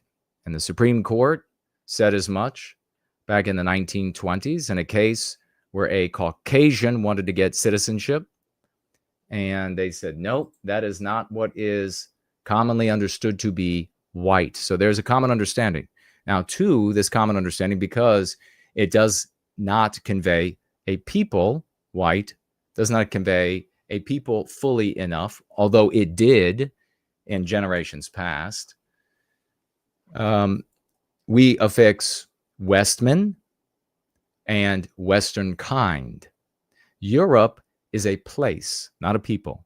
And it invokes in the audience many sanguinary conflicts and hatreds over invisible lines.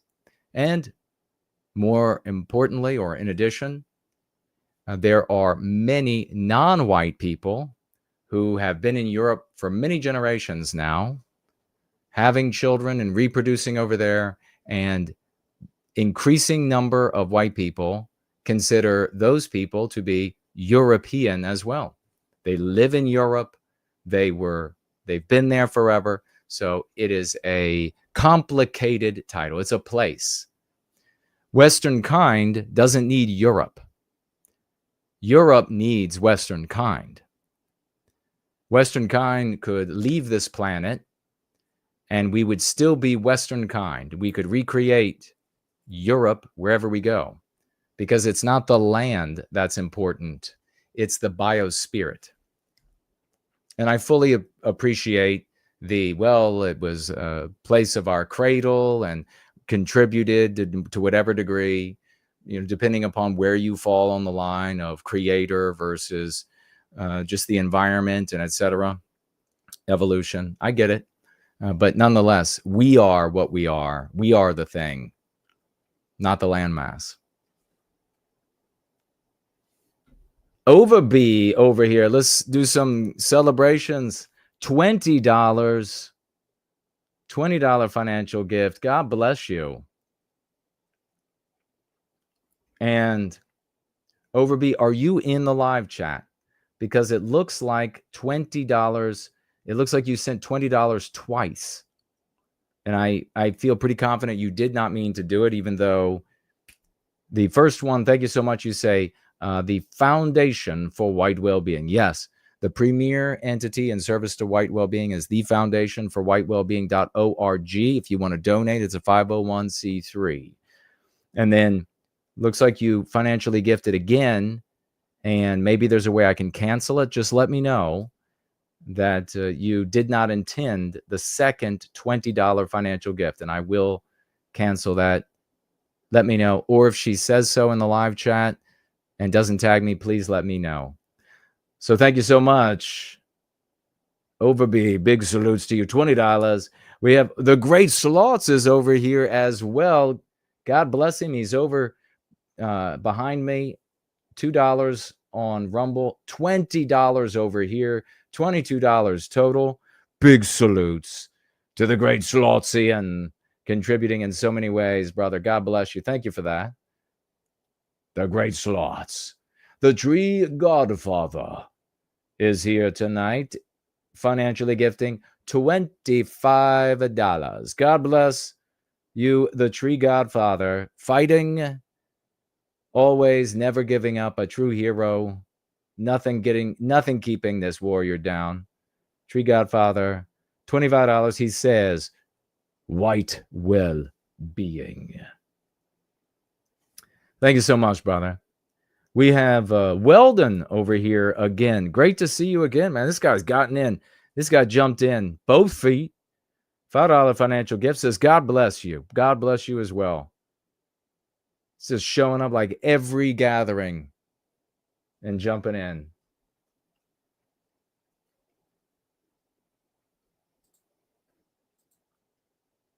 I will refresh. Looks like Subscribe Star is a blank.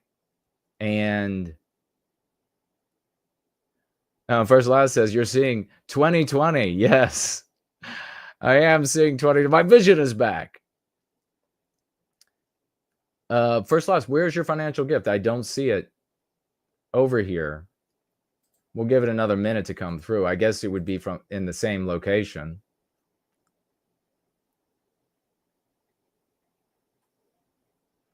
Subscribe Star blank though.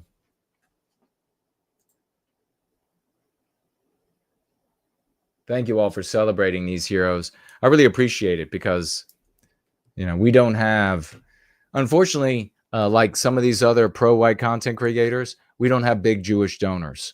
So it is what it is. Oh, thanks, Dallas. She said, beautiful voice. I appreciate it.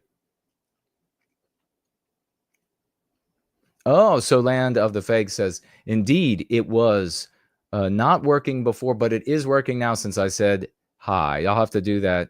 I'll have to drop a hi in there to make it easy for you all to tag me. Moving forward. Okay. Eric and Catherine.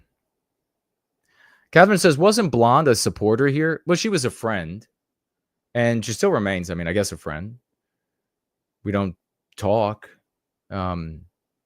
She had mentioned having me on that show. I guess it's called The Backlash. But probably found out that I am not in the Fuentesian circles. And you don't want to do that. You don't want to have somebody on that Fuentes doesn't like if you're trying to eat his crumbs, because that's that. That is that for you. They will come after you for that.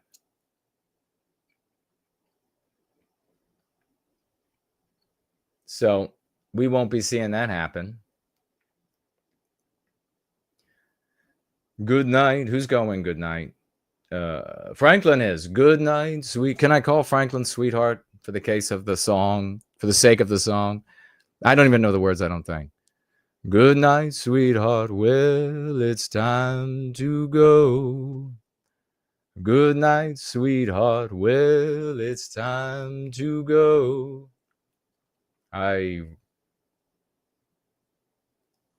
So what is it? I really love you, but you really must know. Good night, sweetheart.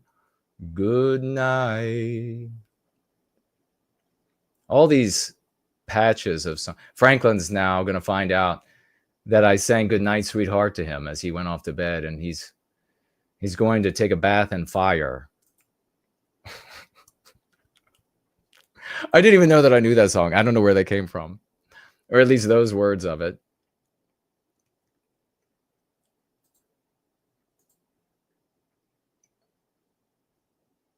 Ah, there it is. $5. $5 from the great. It reminds me of these, this Asia. I think they were Vietnamese.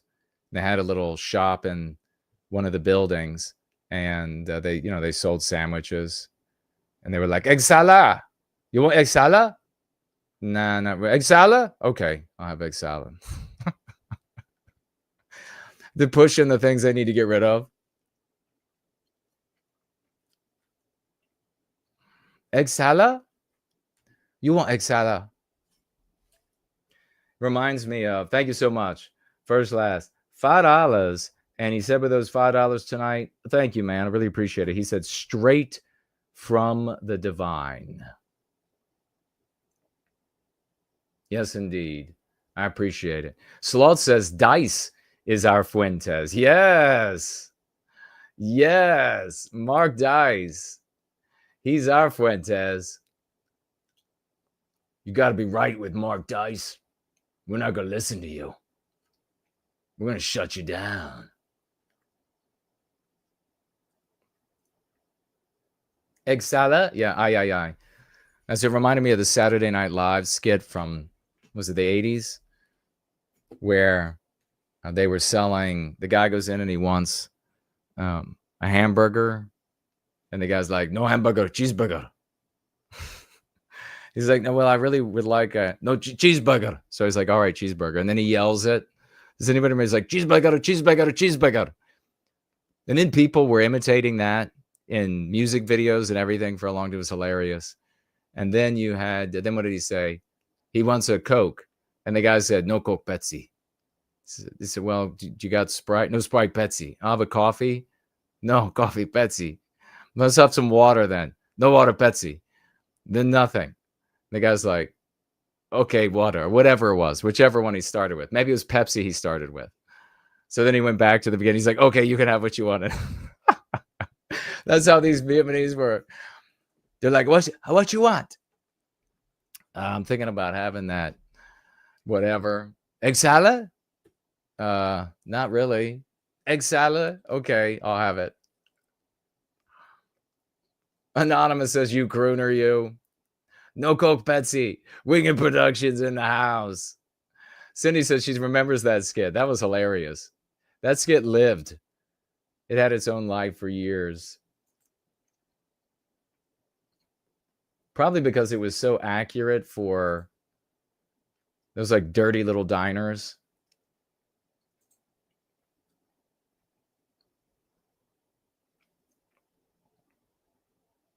All right. Well, we've come to the end, my friends. Another great time together, hanging out, a little laid back. Probably worth being a little bit more laid back, especially on Wednesdays.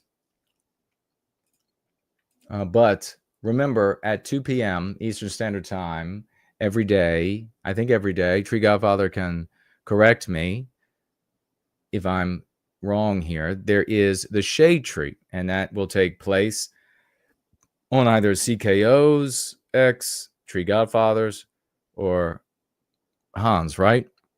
Do I have that right? So you can find it. I'll be retweeting it. You can always be, sometimes I'm a little late retweeting it.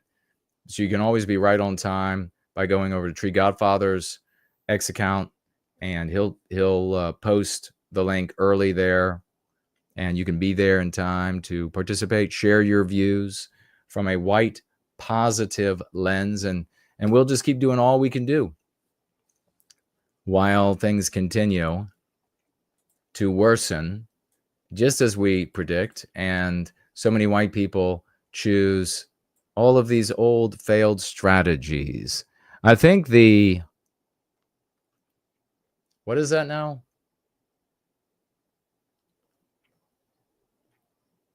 Oh, I think they F with us to get licks in out of envy, wanting to get one up, says the great sloths. Yeah. I mean, we had the ratio bros show up. The only thing they're good for is clicking a dislike if you don't like Fuentes and you don't submit to him, or a like if you do. That's all they're good for. All these basement dwellers. Make no mistake, though, there's no real mystery to this. If a advocate who is in resistance to the system of anti-whiteism, if they're written about in Newsweek and Rolling Stone, if that's a pretty regular thing, the CIA organs, that means that the anti-whites in the system want you to follow that person. They know that popularity, that the system recognizing somebody, is all the value that the average person needs to see to find value. It is unbelievably simple to control the human animal this way. The color revolutions work the same way.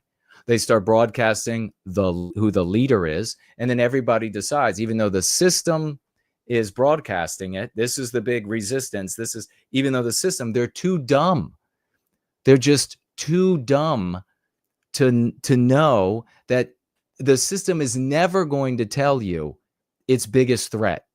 It will never be running articles in their CIA organs.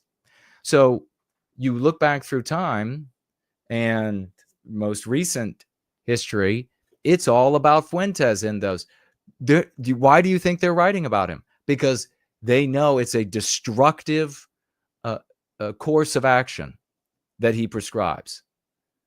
And so they want the resistance heading down that path. I mean, do you really think, God, people are so stupid? They're so stupid. Well, he was written in Newsweek. Well,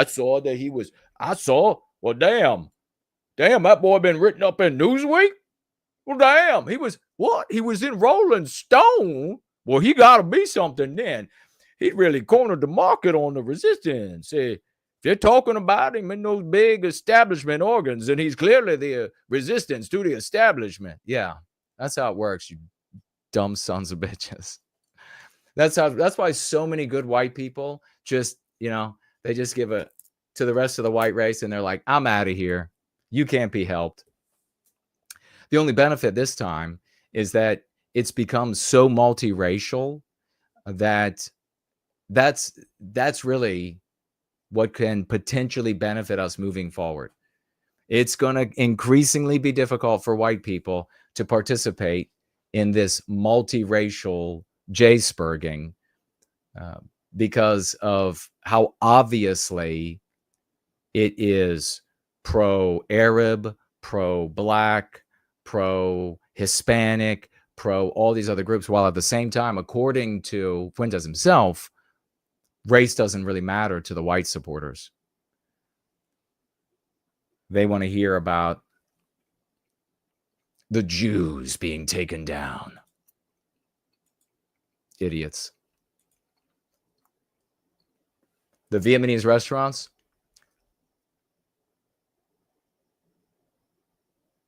Oh, I see. Yes. Yes.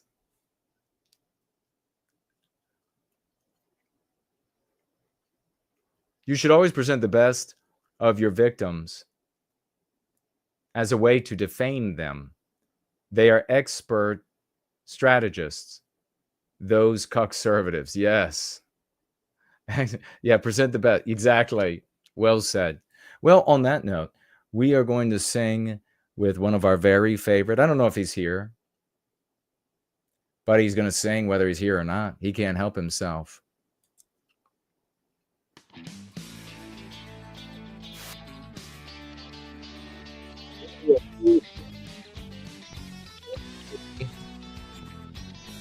Participate and be a hero. Otherwise, I'll be back on Sunday and we will party. Always keep an eye out, though, for just in case I ever come back sooner. I would sing with Fornull here, but I think when I'm hearing it is slightly different than when you are hearing it. So it just wouldn't work, I don't think. I ain't black and I ain't yellow, just a white man. For a place to do my thing. I don't want no handout giving, don't want any party, anything they're giving, 'cause I'm proud and white. I got a song to sing. Well, I said a few things and I'll admit it. If you want to get ahead, you got to hump and get it. I'm a white man looking for a place to do my thing. Hump and get it.